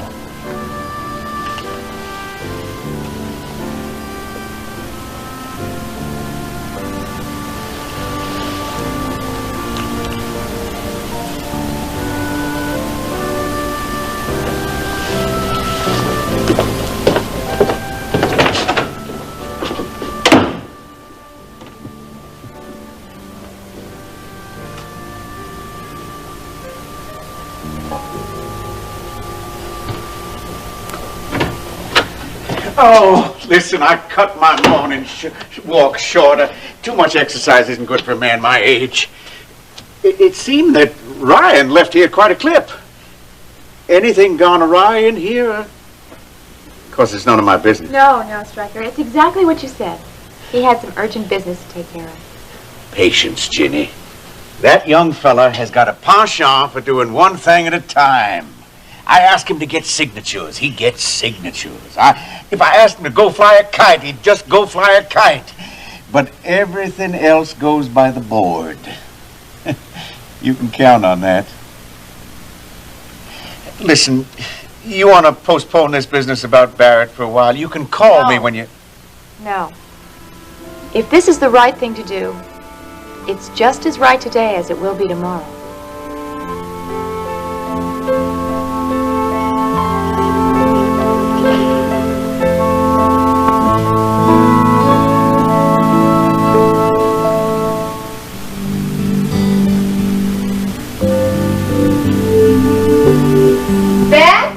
On the... Oh, Iris. I thought I heard the telephone. I was expecting a call from Stryker. Ooh, but the looks on your face tells me it must have been one of your bevy of beaux. No, it was Dennis. Dennis? Well, now, this is an occasion. I thought he was holed up somewhere, taking no calls, at least not from you anyway. Has he had a change of heart? Not yet. But I'm confident he will. He does call with some very good news for Alex. He's relaying messages through you to Alex? Oh, no. I'll explain later. I have to hurry and dress. I'm meeting Alex to talk about renovations on the house. Oh, so it's all settled, huh? Well, I must say, honey, that is some gift. Little did I know when I talked you into visiting Houston that you'd wind up being one of my neighbors, practically. You sound as if you almost regret it. Oh, no. Of course not. But I will miss having you in my guest room. It'll just be little old me kicking around this empty house. Just me and Beth. What a nightmare. I know. Why don't you come with me now? I could certainly use your advice on the house. No, honey, you don't need me. But I do. I enjoy your taste. And besides, Rena, I don't know what things I can get in Houston and what things I can't. I'm sure that whatever your little heart desires, Alex will have it flown in from Paris or Jupiter or wherever. Oh, that's it, isn't it? You won't come because you don't want to see Alex. Oh, I just have things on my mind. Rena, that's not true. Every time I mention his name lately, you pout or make a face or some snide comment. You've become almost as irritating as Dennis. Oh, now wait just 1 minute. I'm the one that tried to get you two together, remember? Way back then, you were the one quaking at just the mention of his name. I'm well aware of that, and I was grateful to you, but things have changed, and I think I know why. You're jealous. Jealous of you and Alex? Oh, no, Iris. Honey, you're barking down the wrong alley. I mean, I know some who might be, but not this kid, no. I'm not talking about just Alex. It seems to be me. You don't want me to have attention from any man, whether it's Alex or Justin Marshall. Oh, now Justin is a little different. See? Honey, I just want you to be happy. Don't you believe me? All right. Just to prove to you that you're wrong, I'll agree to go as far as the world building, and I'll say hello to Alex. I've got to talk to Stryker anyway. Well, good.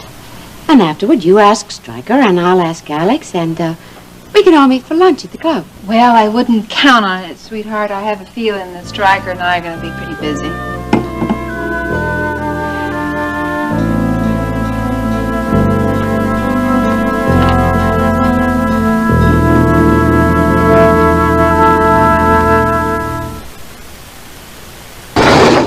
Iris.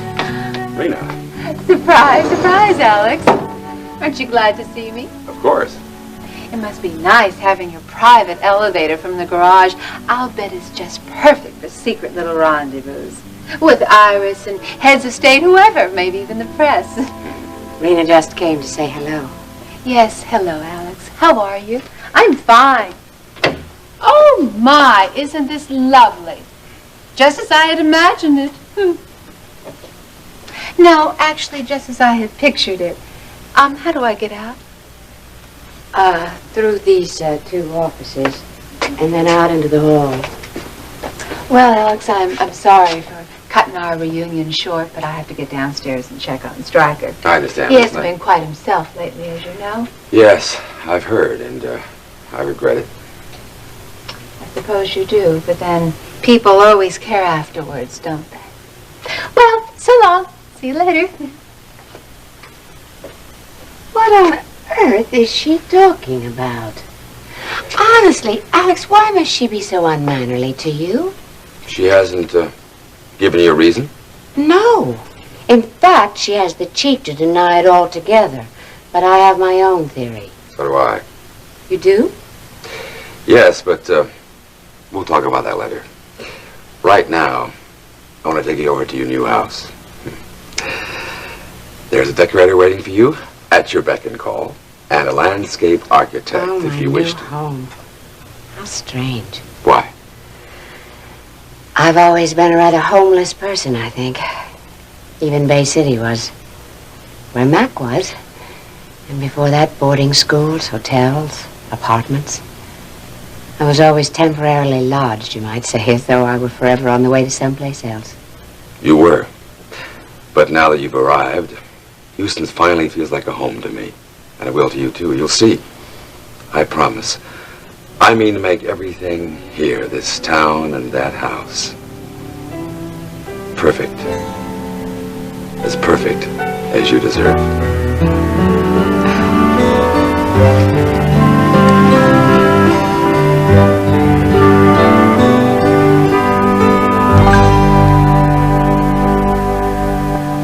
Now, I'll have Hallie type all that up. You just have to come in and sign it and have it notarized. Don't look so glum. This is just the end of phase 1 now. Daddy? Oh. Oh, Jenny, hi. How's every little thing out at the ranch? Oh, fine. And you? You haven't been out to ride lately. Well, have you gotten rid of that ill-mannered foreman of yours? Rena. You mean Max? Oh, Rena, I don't think that Max will ever leave us till the river runs uphill. Thank you, Stryker. My pleasure. Call me when you need me, would you? No, I sure will. Okay, bye, honey. Well, one goes out and another one comes in. I have got the world building agog with the procession of beauties that pass through my office. Speaking of beauties, Daddy, did you or didn't you talk to Vicky last night? Now, you promised she'd call me.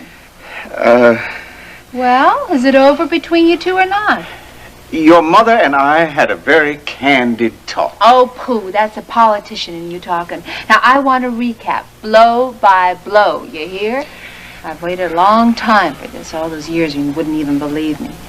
All I want is a little satisfaction. Well, I'm afraid, honey, that you are not going to get it. Oh, yes, I will. One way or another, you just watch me. Now, what did Mommy, dear, have to say to herself when you told her that you knew all about her and Alex Wheeler? Very little. Oh, don't Very tell me. little indeed. I can see it now. I bet she played injured and contrite to the hilt. That woman's got more ploys. I mean, why does she ever bother buying a TV station to run when she could have been a star on the screen? All right. All right. So you're too gentle spirit to have trampled her into the ground like she deserves. She was counting on that. Daddy, what I want to know is what she did when you told her you were going to walk out on her. What? Stryker, you did tell her that now, didn't you? There was no need. There was no need to do it. No need to say it even. Stryker, what are you saying? Now, I know you. You're not just going to lie down and let her and her fancy man steamroll over both of us. Will you hold on, Rena? When Vicky and I went back together again, I swore I would not hold against her anything that happened in the meantime. 20 years is a long separation. I don't guess that I ever expected her not to see somebody now and then. I will admit I was a little surprised at who the gentleman was. But your mother must have loved me or she wouldn't have come back to me. And the day she did, everything between her and Alex was over. Ancient history. And you and I have to do our best to let it lie.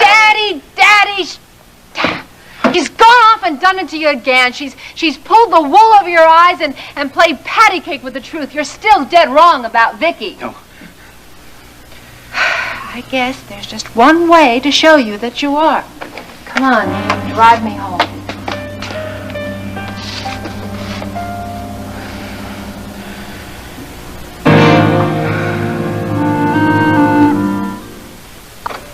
Oh, he was so full of romantic plans again. He and Dawn were so delighted. And I'm certain that Dennis has no idea why Western Ark has approached him. Well, we'll keep it our secret until you think it's best to tell him. You should have heard him. He went on and on about what this would do for their future, his and Dawn's. Oh, he was so happy. Of course, they both realized that someone must have recommended them to Mr. Woodard. But their best guess so far is Justin Marshall. Isn't that funny? Oh, are you Mr. Wheeler? Morning, ma'am. Morning. Yes, I am, and you are, Powell. Just call me Biff. I called Miss Decker, and she said you were on your way. Oh, I'm honored to meet you and all that, but, Mr. Wheeler, I have got to talk to you. Well, go ahead. What's on your mind? Well, the zoning laws, that's what. I mean, what are you planning to put in here, a bank? Oh, here. No. Mr. Powell, you're the decorator? No, ma'am. I'm your contractor. I'll be making all the permanent changes you need, you know, knocking out walls and whatnot. Well, you've heard of us, the Powell Brothers. We do a lot of work here in River Oaks. Could you go on with it, Biff, please? Oh, sure. Well, you see, I've got this list here of things that you supposedly want. Now, just let me read it for you. 1 8-foot wall. Masonry or brick, 6 to 9 inch thickness, enclosing the entire estate. 1 guardhouse at street entrance with a 2-way intercom and direct line to the police, fully equipped for 24-hour use. Deadbolts on all the doors, silent alarms throughout, masked window alarm. Hold it, Biff. Alex, what is all that for? Lady, that's what I said. Now, what are you keeping in here, gold ingots? No, something much more precious. Where did you get that list? Oh, from that, what's his name, Mr. Connor. Now, he said that you sent him. I did. I asked him to look over security, but evidently he went a little overboard. But don't worry, Biff. We're not building a fortress here. If you'll call me tomorrow, we'll discuss what I want. Okay, but me? Thank you, sir. You hear? Ma'am. Right, bye. Alex, what was all that about? I mean, why did you send Ryan here? I want this house to be safe for you. I don't want anything to happen to you here. Protection against burglary is one thing, but Alex, walls? A guardhouse? Darling, I have to admit there are some things I haven't told you because I would never want you to worry, but sometimes a man in my position is bound to have enemies. I suppose so. I hadn't thought of it. And sometimes people will think that the easiest way to hurt me is to reach you.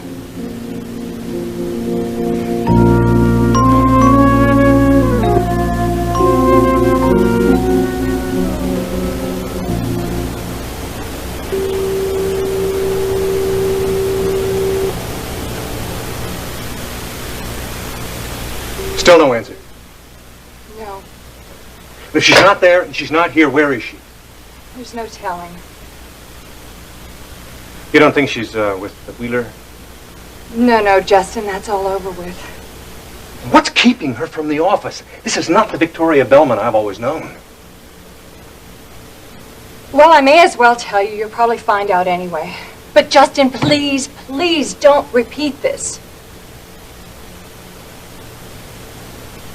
Ever since my aunt broke up with Alex Wheeler, she's been drinking. Oh, no. Yeah. Way too much and way too often. At first, I thought it was just fatigue. But the other day, I found her passed out in her office, drunk. Lord knows where it's going to end. Alex Wheeler. Eating away at another human.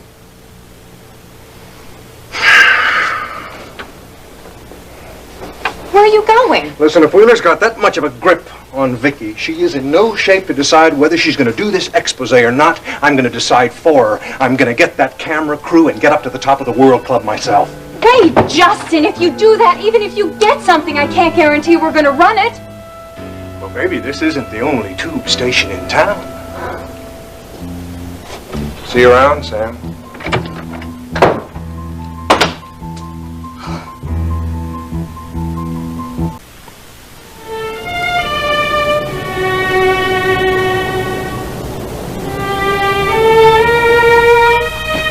No, I do not want to see them. You know that. Is that why you dragged me all the way out here? I thought you wanted to know the truth about Vicky. Is there nothing that you will not accuse your mother of? Do you suppose that after I faced her down, after I told her that I knew everything about her and Alex, that she would still lie to me? I know she did. If she said that she wasn't hung up on him anymore, still wasn't seeing him, then she lied, and I can prove it. No. And you just take one look at these pictures, and you tell me how far Vicky and Alex have been staying apart. Do you think that I am senile or something? I know when those pictures were taken. You hired that detective to take them when Vicky was down in Bay City seeing me when I was sick. Daddy, that was the first time. When I came back to Houston, I got curious again, so I hired that detective to do one more little job for me. Or I should say the same job all over again. Now, Daddy, you can tell from these pictures that they're new. Vicky's hairstyle, her summer clothes, look at them. Look. You don't want to. Stryker. Honey, I understand. Do? As long as you're not sure, you can still keep on doubting. You can still keep taking her back. You don't have to worry about where she's been when she's not with you, but you're just fooling yourself. Honey, I want you to look at this one. It's fairly harmless. This is Vicky at the private elevator. Now, do you recognize that summer dress? She didn't have that one months ago, now did she?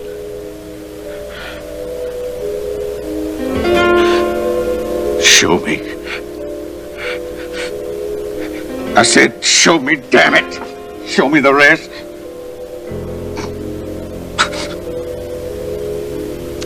Isn't that sweet, honey? They make such a lovely couple. Couple of worms. Oh, look at those soulful eyes. They must have been pouring their hearts out. Oh, and Daddy, that one. That is my favorite. Look at that kiss. Look at those tears. Now, you tell me that Vicky still doesn't love Alex Wheeler. Honey, it's as plain as the nose on your face. She's crazy about Alex Wheeler. She's crazy about Alex Wheeler.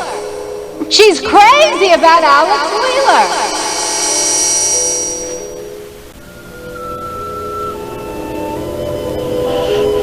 Show me. Damn it, show me the rest. Now look, isn't that sweet? They make a lovely pair of worms. Oh, look at that one, those soulful eyes. I bet they were just pouring their hearts out. Daddy, that's my favorite. The kiss, the tears. You just try to tell me that Vicky still is in love with him. Huh, it's as plain as the nose on your face, Daddy. She's crazy about Alex Wheeler. She's crazy about Alex Wheeler. She's crazy about Alex Wheeler. She's crazy about Alex Wheeler. She's crazy about Alex Wheeler. She's crazy about Alex Wheeler. She's crazy about Alex Wheeler. She's crazy about Alex Wheeler. She's crazy about Alex Wheeler. She's crazy about Alex Wheeler. She's crazy about Alex Wheeler. You see? You see what she is? Just what I've been telling you all along. Nothing but a... Daddy? Daddy, are you all right? Daddy, answer me! I'm all right. Daddy, you're not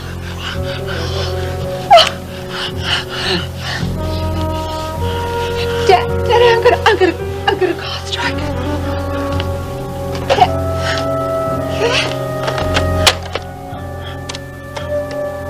Oh! Kevin? I'm calling Kevin's truck. Kevin! Answer me! Kevin!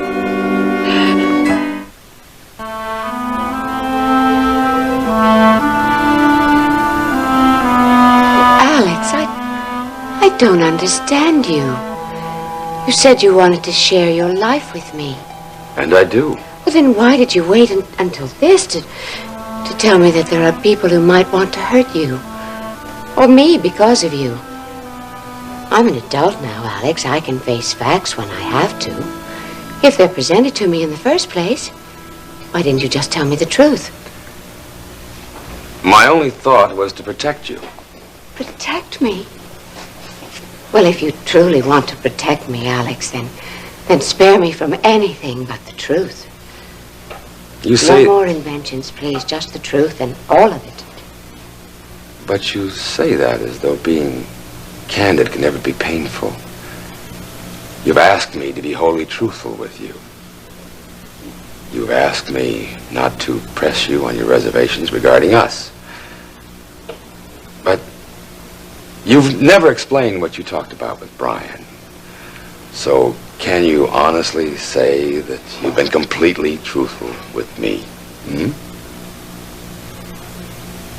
No. But perhaps it's time now. Oh, Alex. So much has happened in the years we've been apart. Oh, yes. If only I could tell you. But I can now, can't I? It's been so long since I have told anyone the whole truth, Alex. I don't even know if I can anymore. I've had more practice hiding the truth than telling it myself. Well, then it's all right. We're starting out even, and we can help each other learn along the way. But do you think we can do it? Learn again to talk frankly, admit our secrets? Can we come to really know one another again the way we did before? We can talk 24 hours. We have all the time in the world to talk, but right now the decorator's here. Shall I get the door? Yes, please. Please do open the door.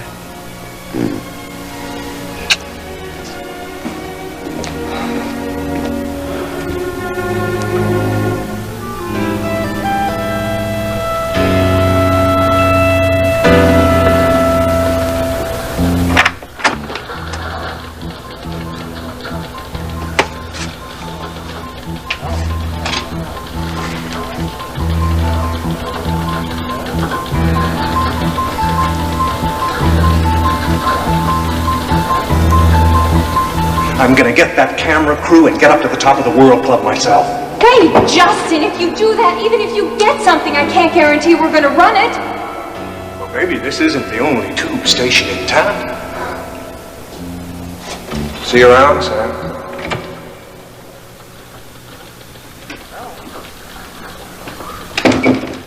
Sam, are you still waiting for Mrs. Bellman to come in? Yes, I am. Is she here? No, but she did call. And she said she wasn't feeling very well today. She asked me to cancel all her appointments. Well, then she must have called from home, but I really don't know. I've been calling her there all morning and there's been no answer. The way she sounded, I don't think she's too anxious or maybe even able to answer any phone calls. Oh, Lord. Oh, she must be drinking again. Sam, I've never uttered one single word to anyone about that. And I wouldn't say this to another living soul, but I just know you're right. She sounded awful. I've never heard her that way before. I'm going over there. I doubt if she'll even answer the door. Well, she's gonna have to. I have to talk to her, and it just can't wait any longer. It isn't too late already.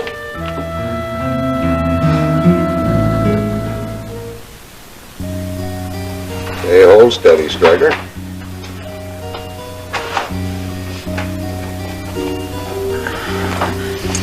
There we go. What's that for? Pep me up a little? No. No, it's to calm you down. I'm sorry, Kevin. Sorry about what? For disturbing your day. For something like this. I hate to bother people, most of all you. Well, you, Striker, most of all you, do not bother me at all. I'm happy to do anything I can to help you. For a cantankerous old coot like me, what the hell for? Suppose I care more about you, Striker, than I let on. Besides, whether you like it or not, I'm still your doctor, aren't I? And a great one. Sometimes I wish you thought I was a terrible doctor. What for? Well, it might explain why you're such a terrible patient. Well, that's right now. You should look ashamed. As I have told you countless times, stay away from strain, stay away from hard work, stay away from excitement. But do you listen? No. I know, but this time it couldn't be helped. Couldn't be helped. Maybe that's debatable. Tell me, Striker, what brought this on? What are you looking at me for, honey? I'm not the patient. Well, Striker, just lie there and relax. I'll drive you home on my way back to the hospital. No, you're not. I beg your pardon. You're not taking him back to Vicky's. That home and what's in it is what upset him in the first place. Daddy, honey, I don't want you to go back there, and you don't have to. See, what do you suggest, Rena? Why, the Strikers stay here with us, darling. Oh, and where do you suppose we should put him, darling? He certainly can't sleep on the couch. And Iris, in case you have forgotten, is presently occupying the only guest room we have. Well, then, you and I can sleep in the study that we have built, and Stryker can sleep in our room. Whatever you want, Rena. Listen, Kevin is right. Don't put yourself out for me like that, honey. All I need is a little rest, and I can do that here on the couch. Honey, now don't you say no to me. Come on, up you go. We're gonna take a nice long nap in our room. Striker, it'll be quieter. Besides, the medication I gave you will help you sleep. All right, then. There you go. I want to thank Kevin one more time. Get some rest, okay? I want to thank you too, darling. Sure glad you were available. Well, Raina, this is your lucky day, because I plan to keep myself available for at least another half hour. Boy, honey, I can get Stryker into bed all by myself.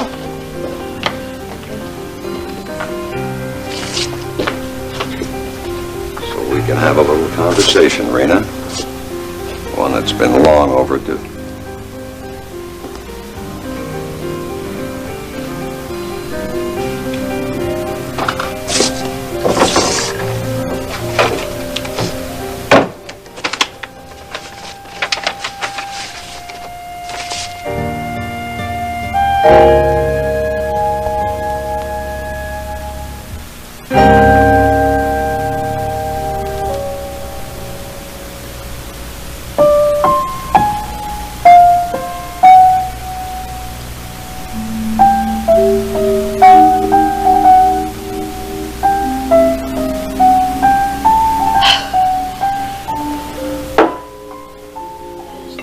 Twig is bent,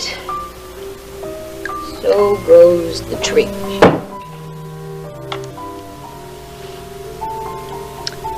Here's to you, my little twig. Bent backwards, twisted toward your father. My little sharpened stake.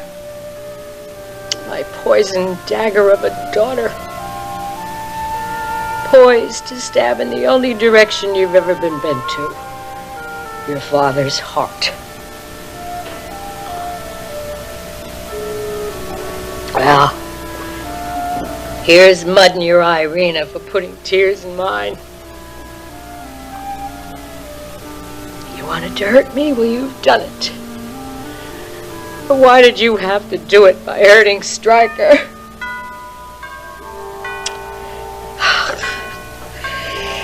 Oh, once again, you've won, Rena. Even if your father and I are the losers. You'd do anything to win. Stop it. Stoop to...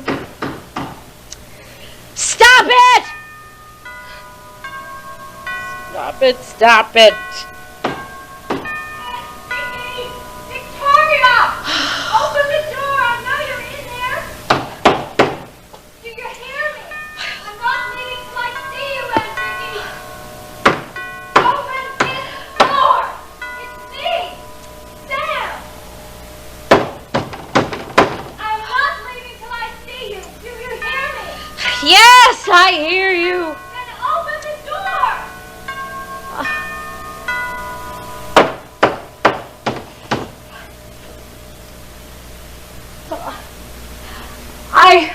I'm really not feeling very well today, dear, and I don't feel like seeing anybody, not even you. But it's urgent! And don't send me away! But I have to talk to you about can't wait! Everything can wait. The world has stopped anyway. Aunt Victoria, let me in! I've got to tell you something. It's about Alex Wheeler. You've got to let me in!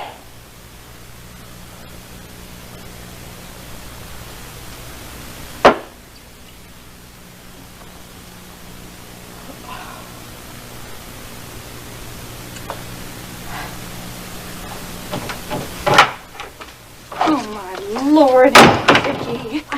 Come on here.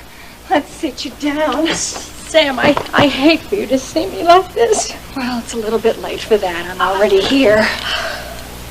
It's a good thing I came.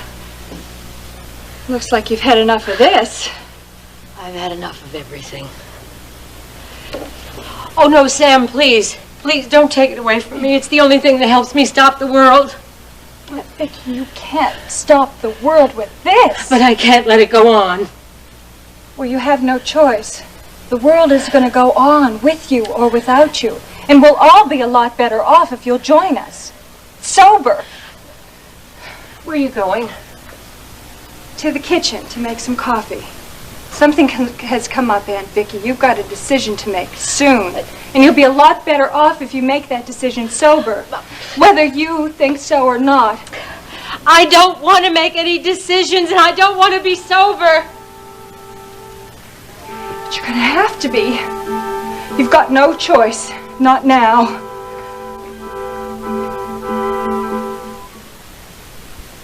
And I thought that we would take down this wall entirely, leaving the fireplace freestanding, of course. Oh, but then the room on the other side of the wall. The room on the other side of the wall could be used for a solarium, with lots of plants all over. Oh, yes. What a lovely place that would be for breakfast. Exactly. Shall I continue? Oh, yes, please do. Well, I've been thinking about a color scheme. Lots of reds and oranges and yellows and even a bit of fuchsia. Orange? Fuchsia? Oh, no. I could never live with all that busyness. My suite in Bay City was all in white. Oh, but Mrs. Carrington, this house is so much larger than a hotel suite. I mean, if you do this all in monochromatics, well, I don't think you would like that at all. Well, yes, I suppose you're right. I will have to change. But I'd rather do it a little more slowly, if you don't mind. Well, all right then. Then I suggest a lot of colorful accent. Well, perhaps. Up to you. Yes. And I felt so ugly because he was asking so little of me, and I couldn't even give him that without lying in my teeth. He only wanted to know if I'd stopped loving you. And the truth is, Alex, I can't stop. Vicky. I'm sorry. I shouldn't have said that, Alex.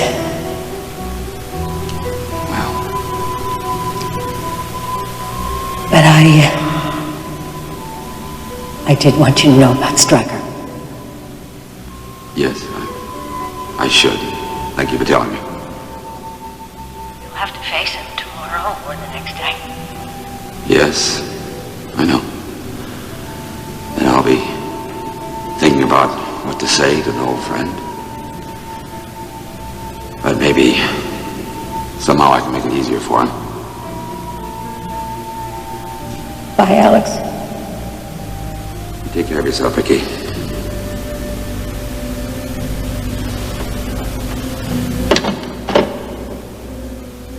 And I'll be thinking about what I have to tell Iris.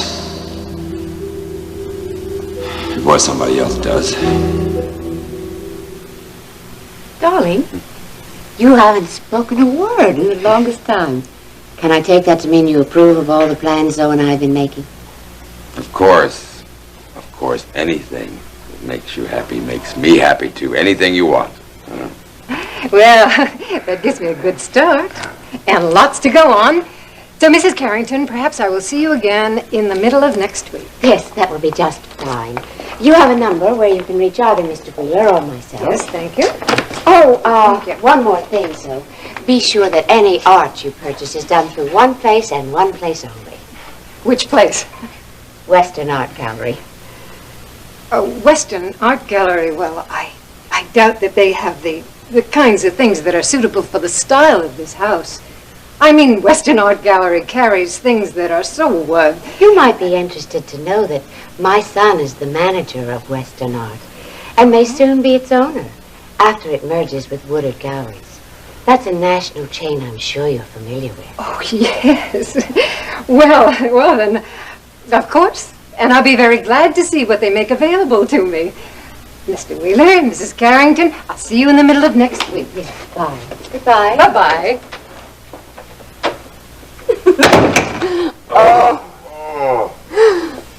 These old bones are what they used to be. Oh, I'll bet they are.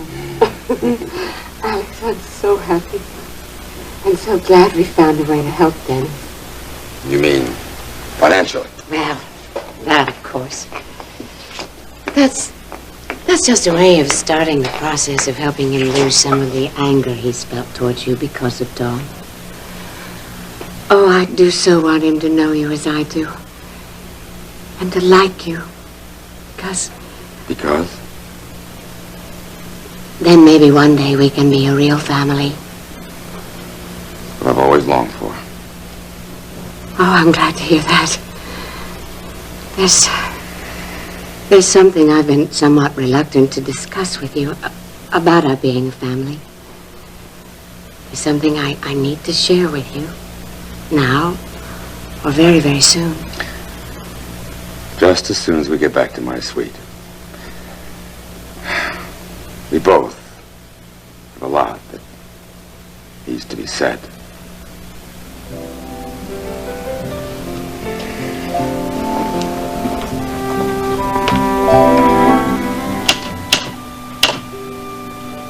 Well, that's about it. Doesn't look like much, though, does it? Hey, come on, don't look a gift horse in the mouth. If that's all they want to know, that's all they want to know. Well, come on, finish it. Yours truly, Dennis Carrington, manager, Western Art Gallery. Perfect. All right, now where's the rest of it? Come on.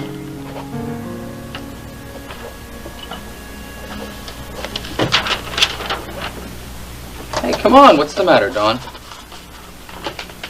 This is a very important moment in our life, you know. Yeah, I know. Just seems funny somehow. What do you mean? I don't know. Why would a big national chain like Woodard Gallery suddenly be so interested in affiliating with Western art? I mean, we don't even carry the same kind of things that they do. Well, all the more reason for them to be interested in us. They can increase their inventory, their style, and their reputation. Maybe that's it.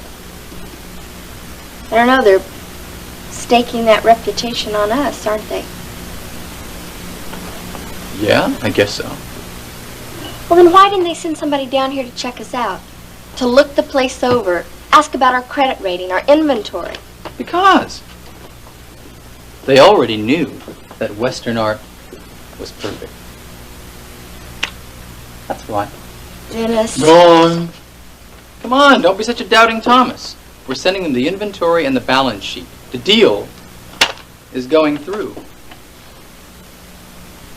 Maybe you're right. Maybe I'm right. Well, now, what kind of a vote of confidence is that from the woman who's going to be my wife, huh? All right. Mr. Businessman. Mr. Businessman. Now that I like. Dennis Carrington, seller of fine goods. That's it. I'll handle the sales. And you, my beautiful bride-to-be, will handle the buying. The buying? Mm-hmm. Of what? Well, for openers, your wedding gown. I wonder if Grandma Kate still has my mother's wedding dress. Well, ask her. And then ask her to help you with the guest list. Oh, and you better get your bridesmaids because that's going to take a lot of time. Whoa. Slow down a minute, will What's the you? matter? Have you changed your mind about marrying me? No, but we haven't even set a date yet, and already you're rambling on about bridesmaids and guest lists. Well, as soon as they give us a startup date, we set our own startup date. You really want to set the date, huh? Mm-hmm. Okay. Come on. Come with me. Wait a minute now. Where are you going now? We are going to Maggie's. Yes, I want to hear you say it in front of everybody. I want witnesses, so I can hold you to it. You're beautiful. But you don't need witnesses. Wild Texas horses couldn't keep me away from you. You know something? More than anything else in this world, I want for us to be together. Always. I love you, Dennis.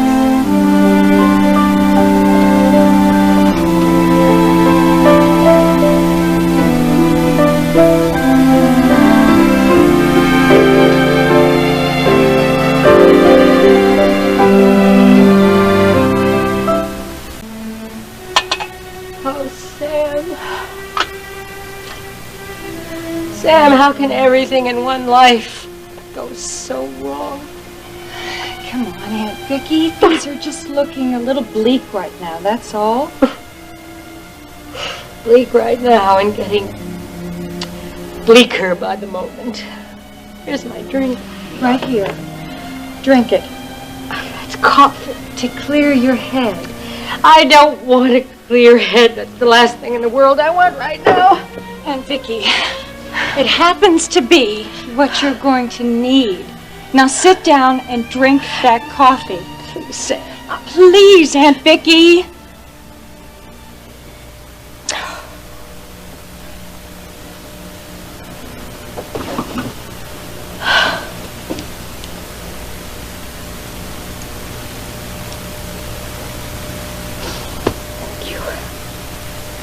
You're welcome.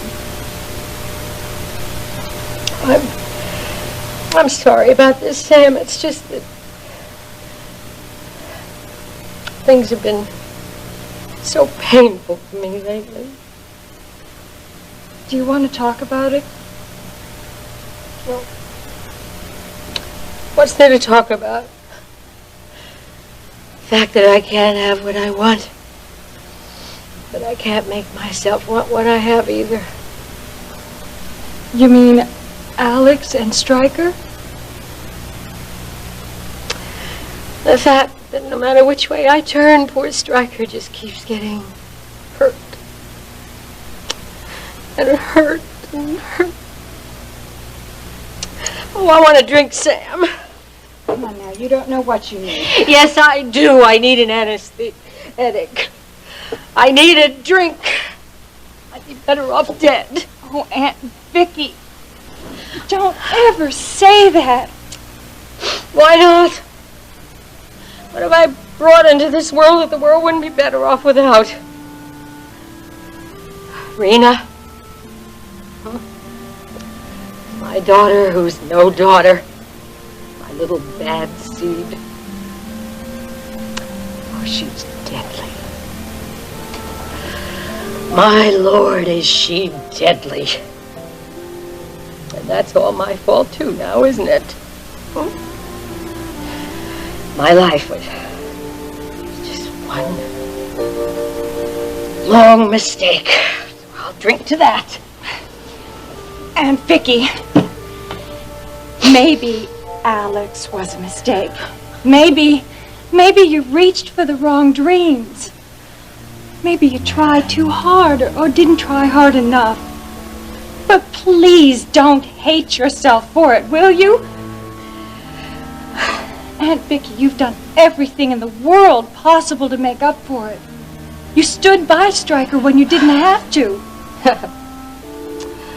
Ah, noble Vicky, how she tried. Unfortunately, it all blew up in her face and in her heart. So what does it all add up to in the end, Sam? What's all this struggling for? For nothing. And what am I left with now? Nothing! Oh, I guess that's all right. Because all I want right now is nothingness.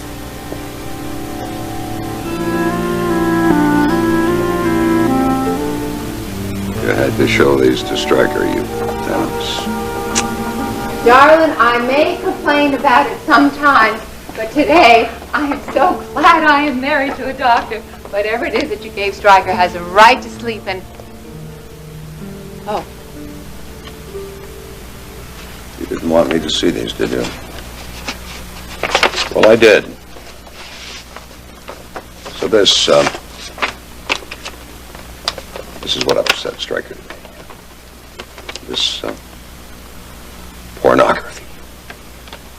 Yes, that's right.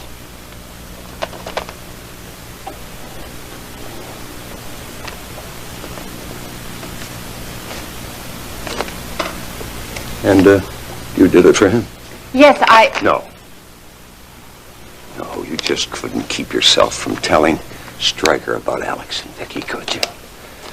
You had a secret, but you couldn't keep it. Kevin, Words weren't enough with you. You had to use pictures. Tell me something, Rena. Just how graphic do you suppose you could be with this, huh? How come you didn't get them blown up wall size? You could have given Stryker the shock of his life. Stop it! Stop telling me these things! Why? Why? Because you don't want to hear it. No, because it's not true. I'm not the one who told Stryker. Someone else did. I'm supposed to believe that Stryker knew about these before he got here. Yes, And if he knew about it, why did you show him these pictures? because he was pretending to himself that it wasn't important. He kept thinking that all this happened years and years ago while he and Vicky were still separated, but that's not true. It's still going on. She's still seeing Alex. Kevin, it's true. My father deserves a right to know the truth. Even if it kills him. Stop that! I can't let my father delude himself. You'd rather see him dead than happy with Vicky, wouldn't you? I don't know if you can understand this, Dr. Cook, but my father is a man.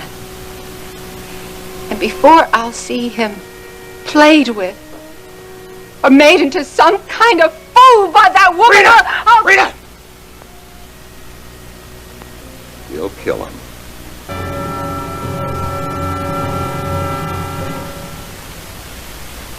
I'll kill him. Oh, no. Oh, Kevin, why did you have to tell me that? It's not true. Well, now we get the famous Rena final gambit. Retreat into tears while the world rearranges itself in more suitable order. Oh, shut up, Kevin. What do you expect me to say when you accuse me of trying to kill my own daddy? I expect you to see things clearly. See things clearly. I'm the only one around here who does.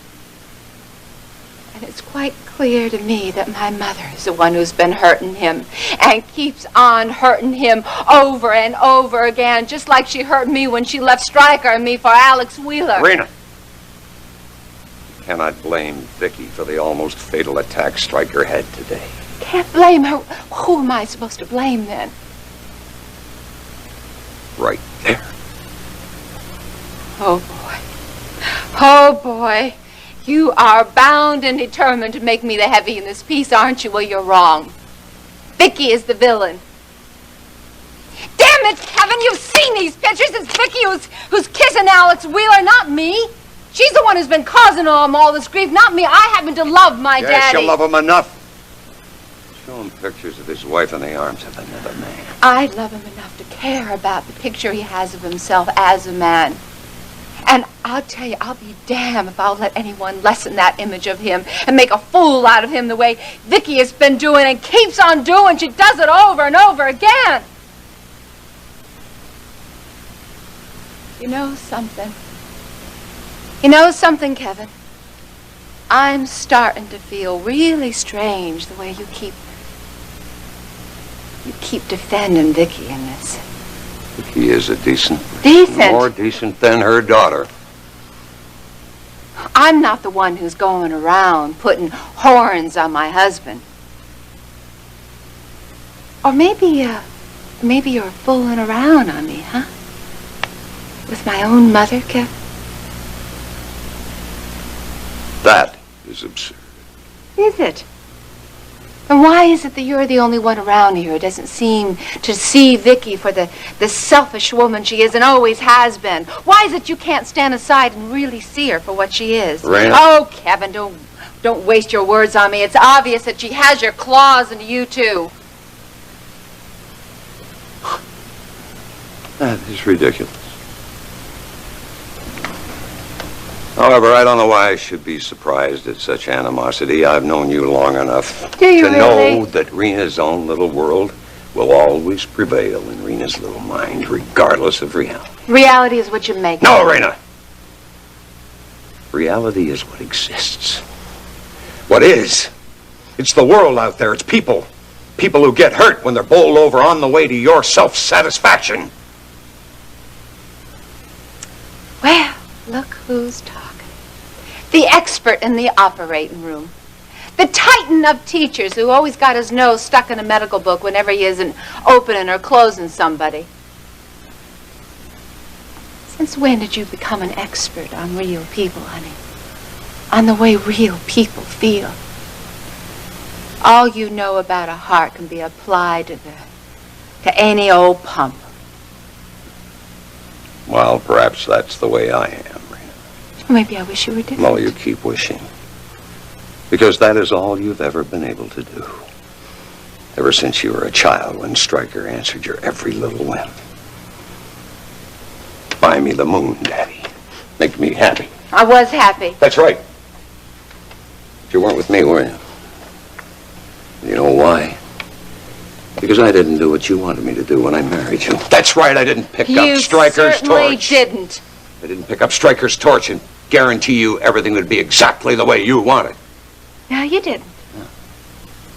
And what did you do when you discovered that, Rena? You went right back to the little nest that Stryker created for you. Well, you've got your little family back now, just you and Stryker. All you ever wanted was a father. Well, now that your father is here, you'll no longer need me, too. Rena, someday when you grow up, I doubt that's possible, and you want a husband, remember something. Remember this. Husbands need wives. I need a wife. I do not need a daughter. So if you'd be kind enough to have Beth pack my things, I'll stay somewhere else. Kevin, where are you going? I don't think that's any of your business anymore, do you? It certainly is. If where you're going is Vicky's, you're damn right it's my business. Your father is trying to sleep.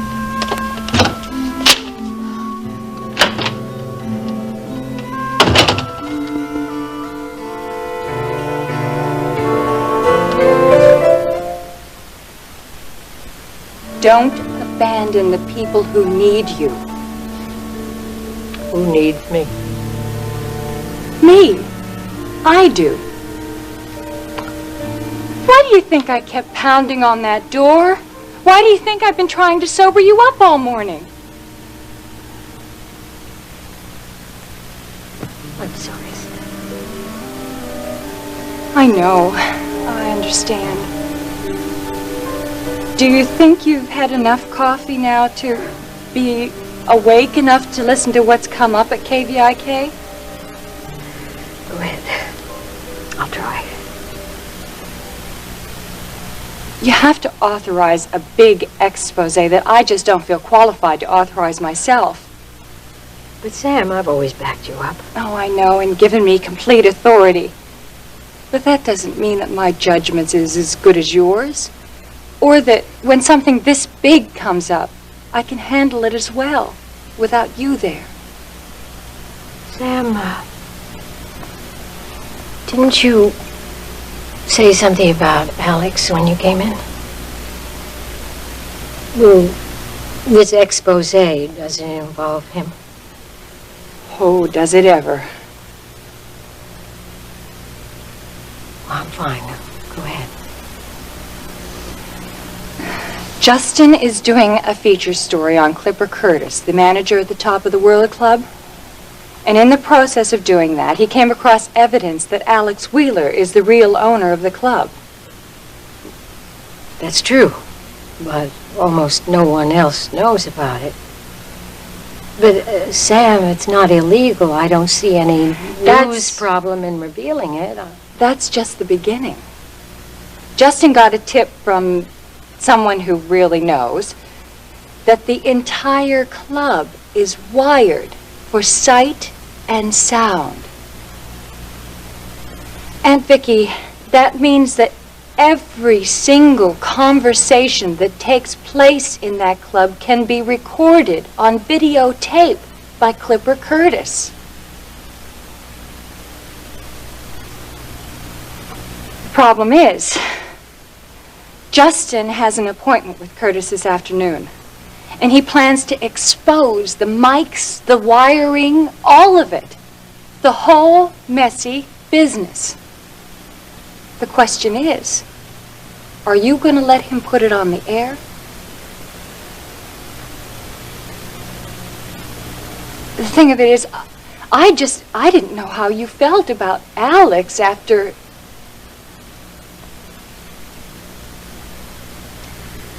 But I do. Sam, get Justin on the phone.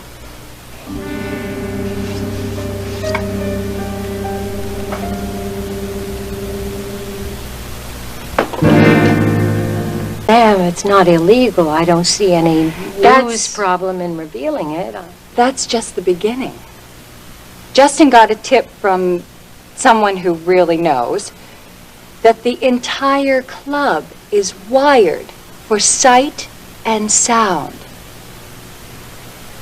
Aunt Vicky, that means that every single conversation that takes place in that club can be recorded on videotape by Clipper Curtis. The problem is, Justin has an appointment with Curtis this afternoon, and he plans to expose the mics, the wiring, all of it. The whole messy business. The question is, are you going to let him put it on the air? The thing of it is, I didn't know how you felt about Alex after...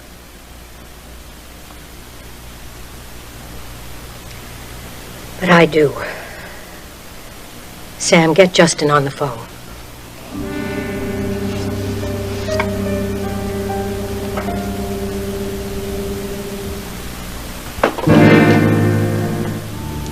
That's right, Mr. Whalen. It's Rena Cook. Oh, no. Everything went just fine. It's just that I need your services again. Another job. No, it's not my mother. I think we handled that problem very nicely. No, this time it's my husband. That's right, Dr. Kevin Cook. At Gulf Coast Hospital. Yes. Follow him everywhere. Find out where he spends the night and with who. No, I don't think so. No, that's all I'll need, Mr. Whalen.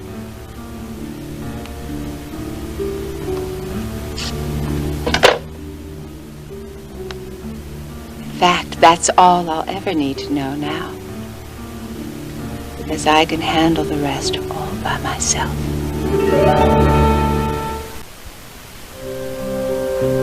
KVIK, this is Sam Walker. Patch me through to the newsroom. News? Who is this? Larry? This is Sam. Is Marshall there? No, okay.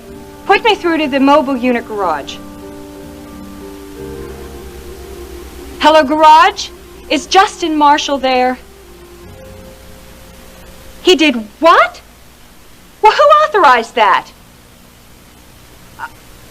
No, just a minute. Hold on. Justin says that I authorized him to take a mobile unit. I didn't do anything like that. Never mind that.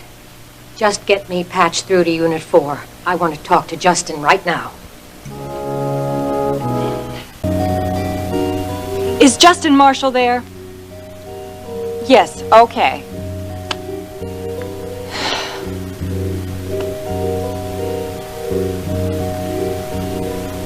What do you mean the mobile unit's gone? Who authorized that?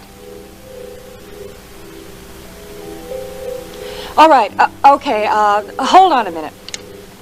Mobile Unit 4 is gone. Justin says that I authorized that. Aunt Vicky, I never did anything. Never mind that. Just get me patched through to Unit 4. I want to talk to Justin right now. Patch this call through to Unit 4 and hurry up.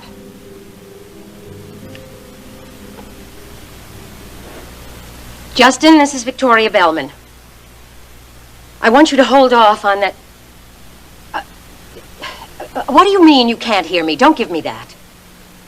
I know where you're going.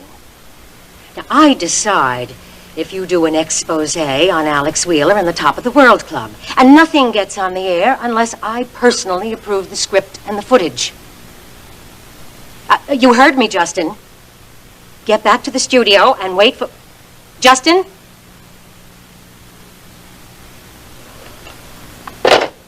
What happened? We were disconnected. I'll get him back. Forget it, Sam. We were disconnected on purpose. Justin hung up on me. He's going after Alex, whether he gets my okay or not. That insubordinate, pig-headed... He's a marshal, all right, through and through. There's got to be a way to stop him.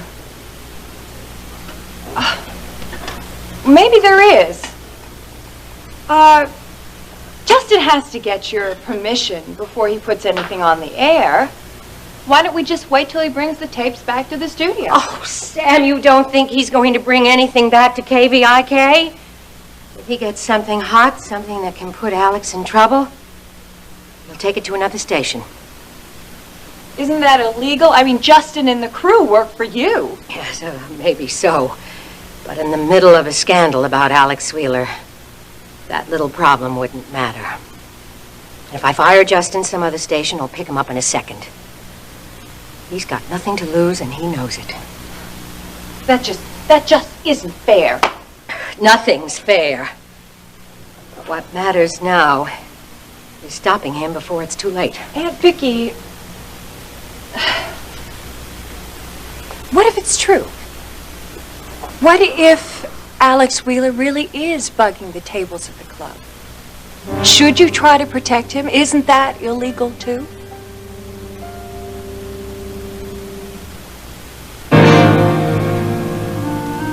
Sam, I've known Alex for 20 years. In all that time, I've never known him to do one thing that was illegal. Well, maybe so, but there's always a first time, isn't there?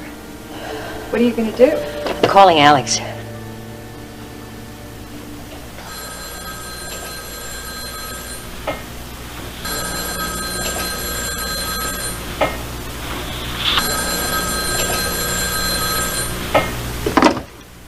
World Oil Transport, Mr. Wheeler's office. Yes, Terry, this is Victoria Bellman. I must speak to Alex right away. It's urgent. I'm sorry, Mrs. Bellman, he's not in. Terry, this isn't a personal call. I know that Alex isn't that anxious to talk to me, but what I have to say is very important to him, so please tell him to take the phone. If he were here, Mrs. Bellman, I would, but really he's not. Well, where is he? Can he be reached by phone? No, I'm afraid not. Alex Wheeler, I knew, was never more than a foot away from a phone, whether he was on his boat or driving. Okay, I can call his limo. Jack will answer, and possibly he can get Alex. Where is he, Terry? Why won't you tell me? He's at Mike Marshall's house. I mean, the house that used to belong to Mike. But the phones have all been disconnected. I really can't call him there. Mike Marshall's house? Well, what on earth is he doing there? I think he's going to buy it from the Marshall family. Buy Mike's place? Why would Alex? It's Iris, isn't it? She's with him. He's buying the house for her? Mrs. Bellman, I really think Please, Terry, level with me. Is she with him? I can't talk in front of her. I've got to know. Well, yes. Alex is with Mrs. Carrington. Will he be back at the World Building soon? I think so. Do you want me to say... I don't want you to say anything, Terry. I have to see him personally as soon as he gets back. I'll be there in a few minutes. I just hope it's not too late.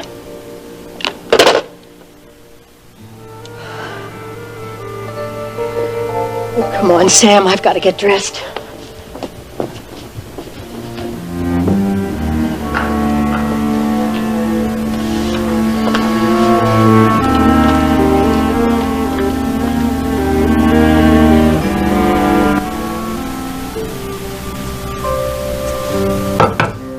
I'm busy. Will Phillips. Thought that old windbag was dead. Well, he might say something interesting.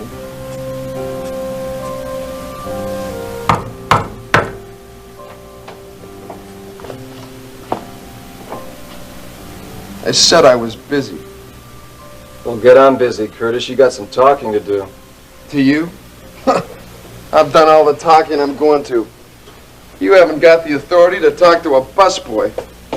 Now take your friend here and get out. My friend has the authority to talk to anyone he wants to. I was just showing him the way to your office. Oh, yeah? Let's see some ID. Special Agent William Church, Mr. Curtis. Some new information has come in, and the people down in D.C. are looking again into Sheikh Zaidi's murder. I'd like to ask you a few questions. Go ahead. I've read the report put in by Agent Underwood. It seems that you overheard two men plotting the assassination of Sheikh Zaidi. You later identified one of them as a Gulf Coast hospital orderly. Is that correct? That's right. Oh, yeah, he identified the orderly after the guy turned up dead. I explained all that. Yes, I've read the explanation. But I've known people at times to forget important facts and then suddenly have it all come back to them at a crucial moment. Yeah, I've seen that too. Think very carefully, Mr. Curtis. Was Colonel Hassin the man you saw plotting with that orderly? Hassin? Right. Do you feel anything coming back to you? Nah, Hassin wouldn't step on a bug if he could avoid it. Besides, I told you, he's in here all the time. I'd know his face in a second. And the guy I saw plotting with the orderly, that wasn't Hassin.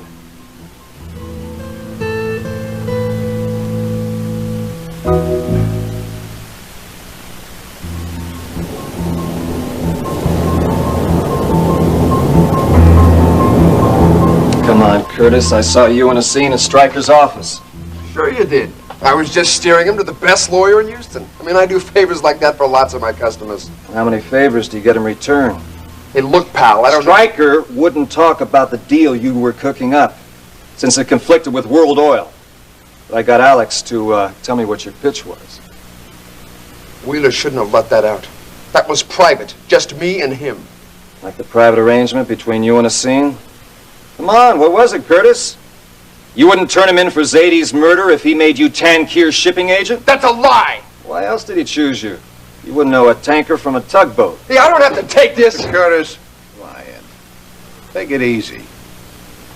We can discuss this calmly. How can you discuss anything with a guy that calls you a blackmailer? Oh, well, I hadn't come to that term yet, but I think that fits real well. Colonel Hassin is my friend. He offered to make me Tankir's agent because he likes me and trusts me. Now, if you don't believe me, ask him. We tried. But it looks like he skipped out shortly after I saw the two of you in Stryker's office. Now, where'd he go, Curtis? How should I know? Did you know he had left? Is he headed for Tankir? What am I, his keeper? I don't know where he is. I didn't even know they'd left. Hey, does this make you nervous? No, why should it? We had a business deal is all. He's not my brother. Some business. Assassination, blackmail, terrific. Yeah, I've heard about all the accusations. Come on, that's enough. We don't want to get blood all over the carpet. Now, break it up. I think you better let me conduct the questioning from now on, Ryan. You seem to be too involved in this. Involved? You'd think he'd have a personal grudge against me. You know, Curtis, you're really not one of my favorite people either.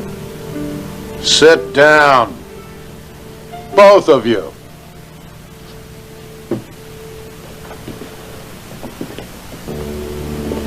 Now then, Mr. Curtis, about this business arrangement you had with Colonel Hassin. Maybe you'd like to fill me in on the details.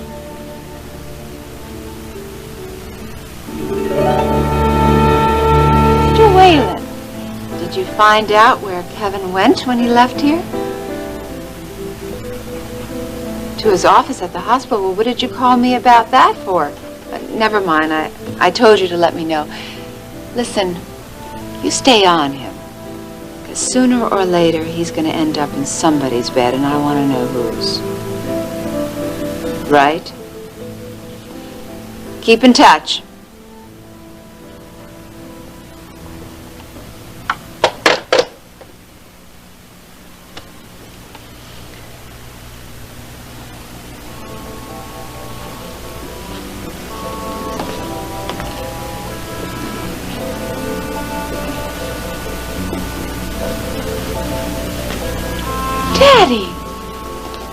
Daddy, honey, what are you doing up? You should be back in bed.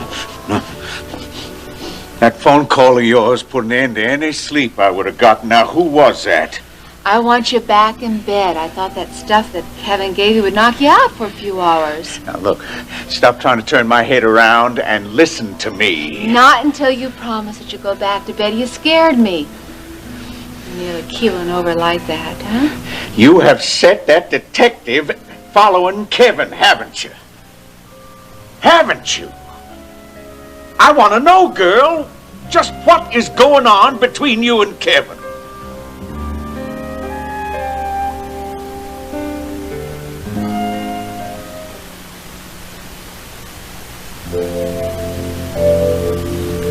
Come on, if you won't go to bed, will you at least just sit down? Daddy, it's not that important. Now, baby, the most important thing in the world to me is your happiness. If you and Kevin are fussing, I want to know about it. All right.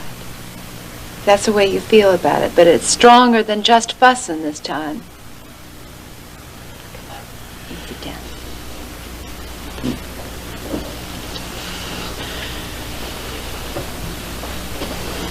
Kevin found out about my showing you those photos of Alex and Vicky, and he just used it as an excuse to pick a fight with me.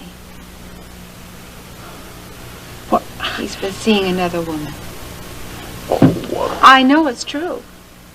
How do you know it's true? By having that Whalen creeping around and taking dirty pictures through people's open windows? No.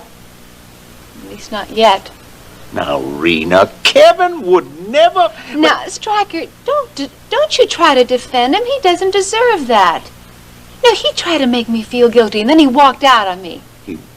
Yes. He walked out on you? Yes, What? he said there wasn't room in my life for a husband and a father. And he said that if you were going to be staying here, that he'd find someplace else. Oh, Rena, I'm so sorry. Now, don't be sorry, Daddy. He's just using all that head shrinker mumbo jumbo as an excuse. What he really wants is to go back to her. I don't believe that. All my life, I've tried to make you happy. And all I seem to have accomplished is to hurt you so bad you don't even know it. Daddy, that's not true. Yes, it is true.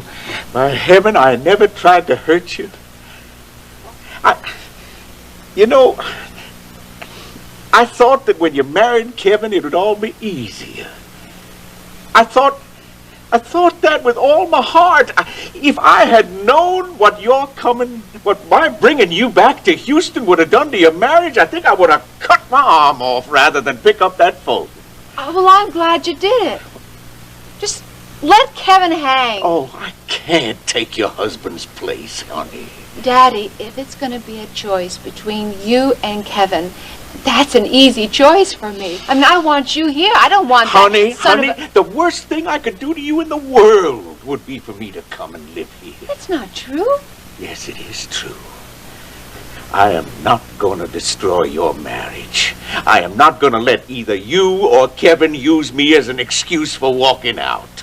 I didn't walk out. Kevin is the one who did that. Just the way Vicky walked out on you. Oh, Stryker, don't you see it, honey? It's just you and me. It's always been just the two of us against Vicky, against everyone. If you really believe that, I guess I have wounded you too deeply for you ever to get over it. If you are ever going to grow up, you're going to have to do it by yourself. Goodbye, baby.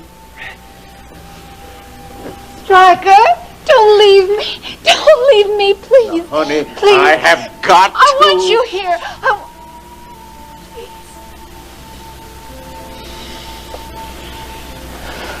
Where are you going to go? You going to go back to Vicky's? How can you do that, Daddy, when you know that she's still in love with Alex? I don't know. But whatever happens between the two of us, I know one thing: I am not gonna stay here. Now you turn around and you pick up that telephone and you call Kevin and you tell him I'm gone. And you tell him you're sorry.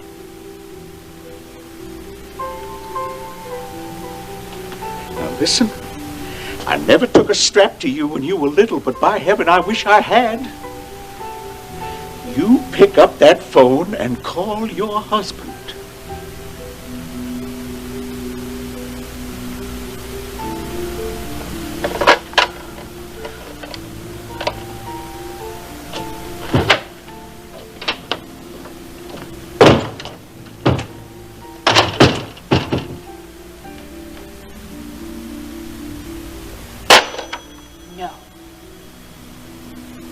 No, I'm not going to do it.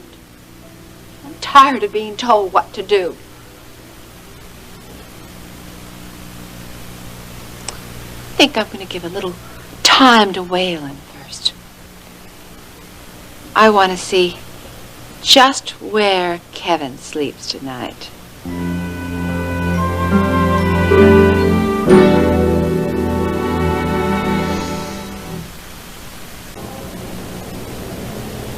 Doesn't seem to hurt their appetites at all. Oh, look at me standing here running my mouth down, forgetting my manners. Can I get you some more coffee? Oh, no more. Thanks, I've had enough. Yeah, me too. Dennis and I were just waiting around because we have some good news we want to tell you. Oh, honey, what's that? Well, Western Art has had an offer to associate with a national chain. Woodard Galleries, one of the biggest and best in the country. Well,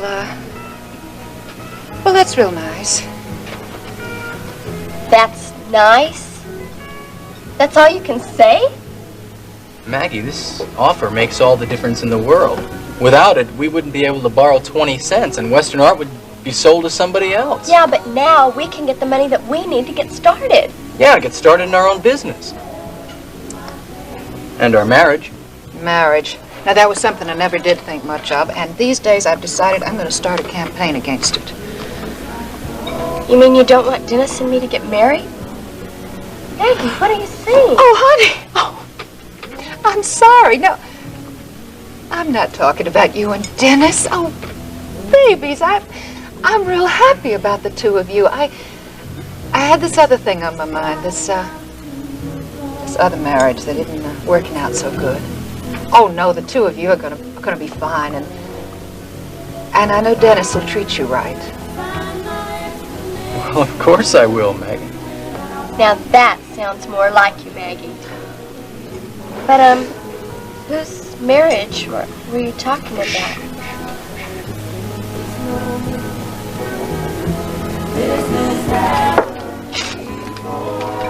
Oh, hey, Nita.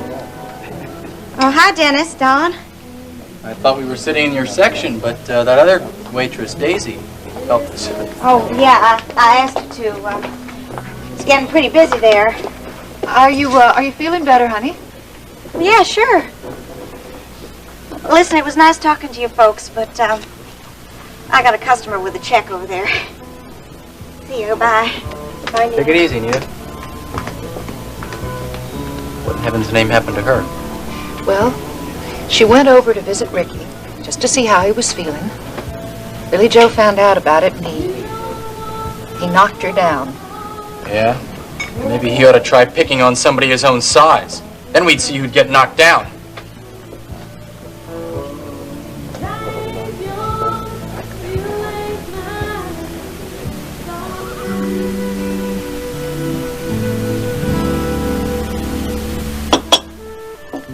You drove all the way out here to the ranch just to see about the Western Art building. Oh. I'm sorry, Bart.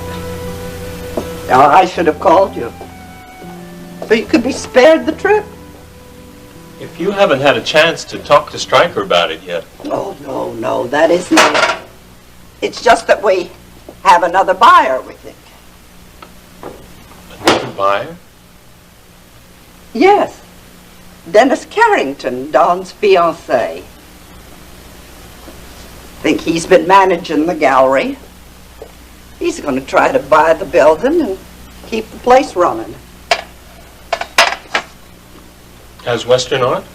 Uh-huh. And I think it'll do Dawn a world of good. So it'll be a living. It'll be something that she and Dennis can share. And it'll be something of Michael's that she'll be able to keep in the family. You know, she's taken her daddy's death very hard. Yeah, I see. You know, that's what I was trying to do in a way. Keep the property in the family. In what way?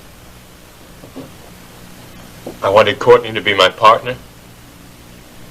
But a general medical practice wasn't good enough for her once she was offered that traineeship at Gulf Coast Hospital. You know, I can't think of anything better than being a plain old-fashioned doctor that helps folks. Seems to me we've got too many doctors, surgeons cutting up people. That's what Courtney wants. Yeah, she's got exactly what she wants.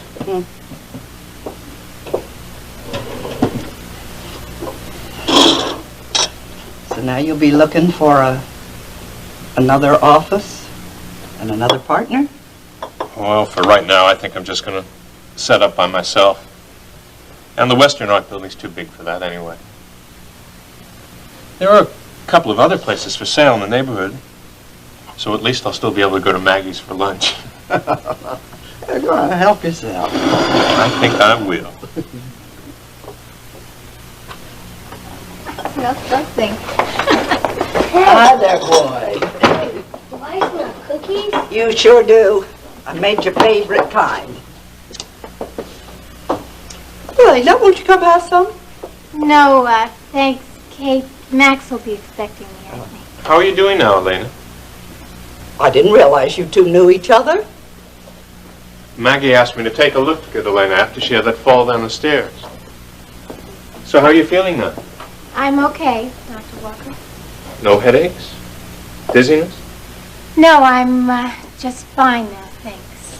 I gotta go help Max at the stables. Hold on. Whoa there, boy. Better come back here, young man. Not in your school clothes. You get on up those stairs and change into your stable jeans. You will excuse this, won't you, Bart?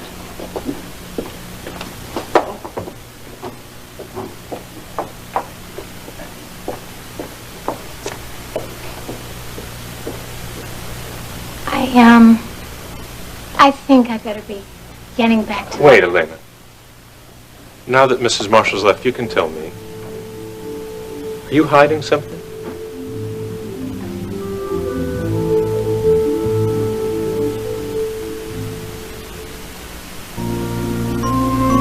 Well, what makes you think I'm hiding something?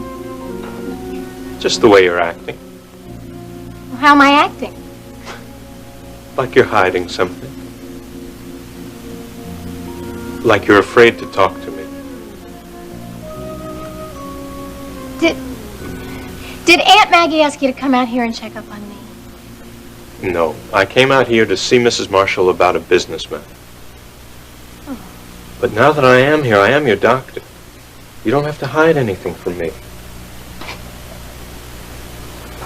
Look, whatever's worrying you, it may be nothing, but you're going to have to tell me about it before I can know that. I can't tell you about it. I can't tell anybody. Look, if you're trying to keep your family and Kate from worrying about you, I promise I won't say anything to you. Trust me. I do. It's just, I don't know. Then tell me, what is it? Have you been blacking out? No. Then what kind of symptoms have you been having? Oh, it's nothing like that. It's nothing physical. Then what?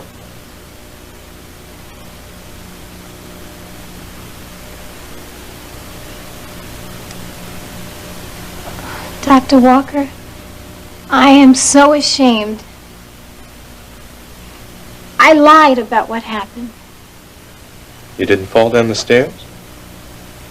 No, I did. I didn't tell you everything. Oh. Then it's something else you did. Well, if it's not medical, it's none of my business. I won't press you.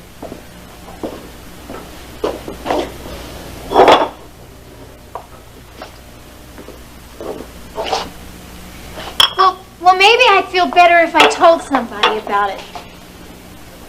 Do you promise not to say anything? Of course. Haven't you ever heard of doctor-patient confidentiality? Now, you haven't done anything that serious anyway, have you? No. I guess not. But listen, I don't want Max or Ricky to find out about this. I mean, I am afraid of what they do to him. To whom? To Billy Joe Wright. Nita's husband? Yeah. Yeah, we had a few beers, you know, and then he tried to get me to go upstairs with him, and I didn't want to go. And then he hit you.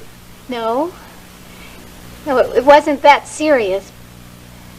Well, I tried to push him away, and then I lost my balance, and that's when I fell.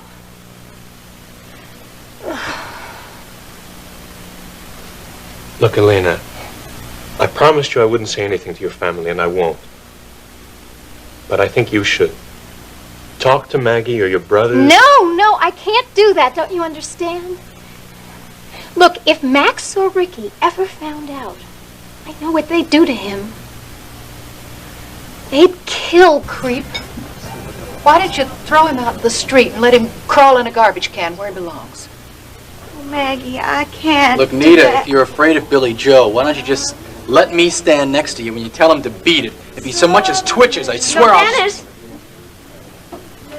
Dennis, thank you, but he's only going to make it worse. Well, you're only going to make things worse by living with him. Why do you put up with it? Because I'm his wife. And I love him.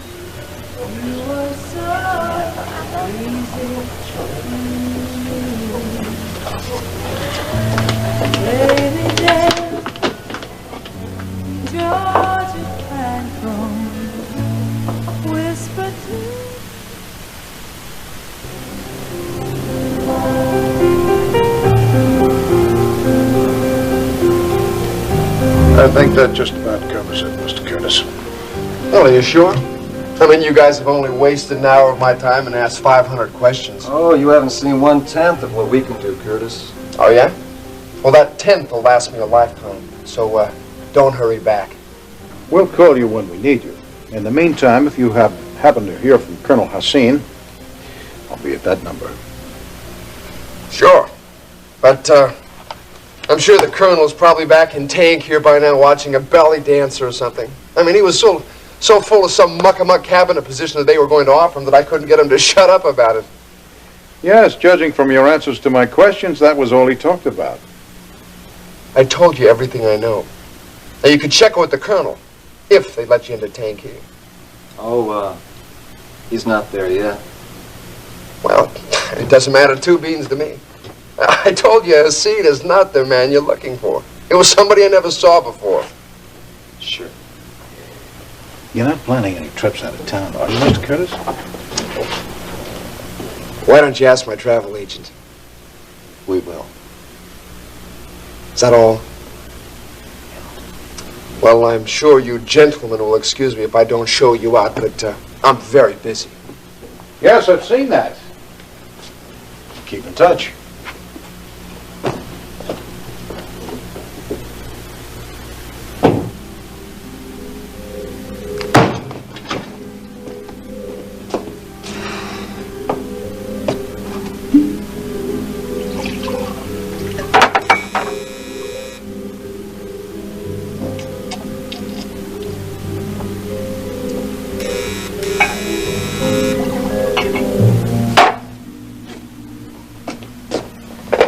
Miguel, what is it?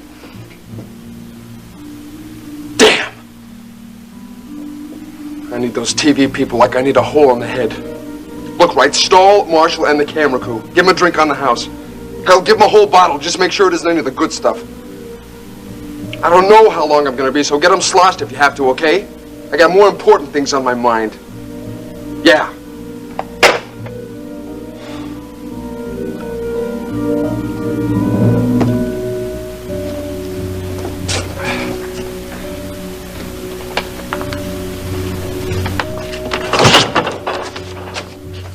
Hi, baby.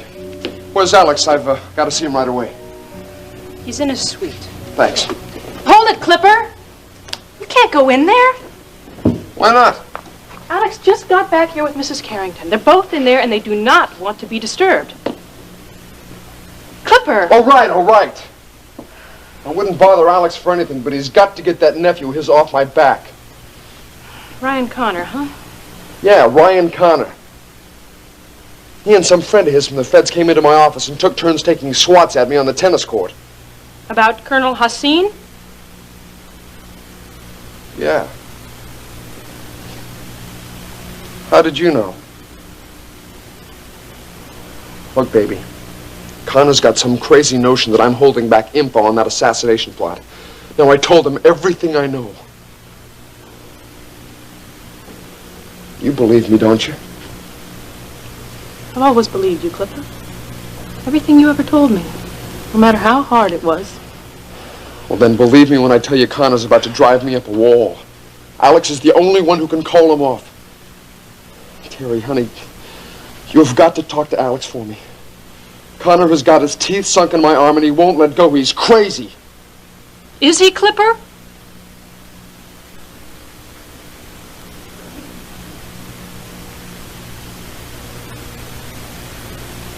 So that's the way you feel. Thanks for being there when I needed you. Well, baby, just forget I ever asked you for anything. I'll just have to see Alex when his watchdog's not on duty.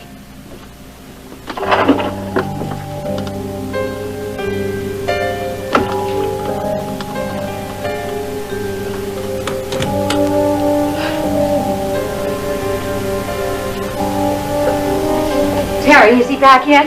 Yes, but he's not seeing anyone. I have to see him immediately. I'm sorry, Mrs. Bellman, but Mr. Wheeler asked not to be disturbed. Mr. Wheeler? Is that what he told you to call him around me? My, haven't things changed? No! You can't just barge in there.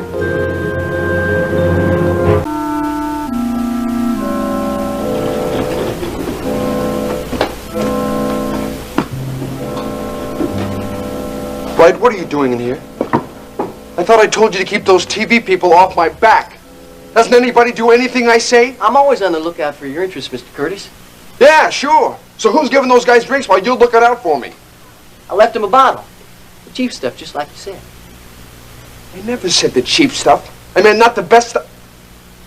Oh, what's the use? I can't depend on anybody. Yes, you can, Mr. Curtis. I left those guys in the bar because I didn't get a chance to talk to you last night. And I seen something you ought to know about.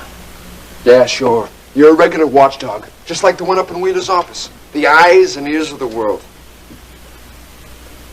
Well, come on, spill it. I haven't got all day. Yeah, I know. You're a busy man. I overheard Paige and her brother at the bar last night. You know, the guy who's going to do that TV interview? Justin Marshall? Yep. Well, so what? He's been in here before.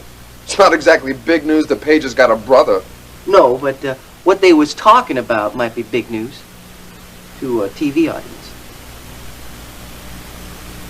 What are you driving at? Paige told this Marshall guy that she had some dirt on him. And for a price, she'd let him have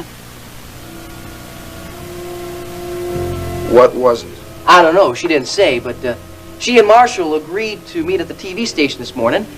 And I figured you'd want to know about it before they, came in here and got you to talking. Especially in front of all those TV cameras. Right, Mr. Curtis?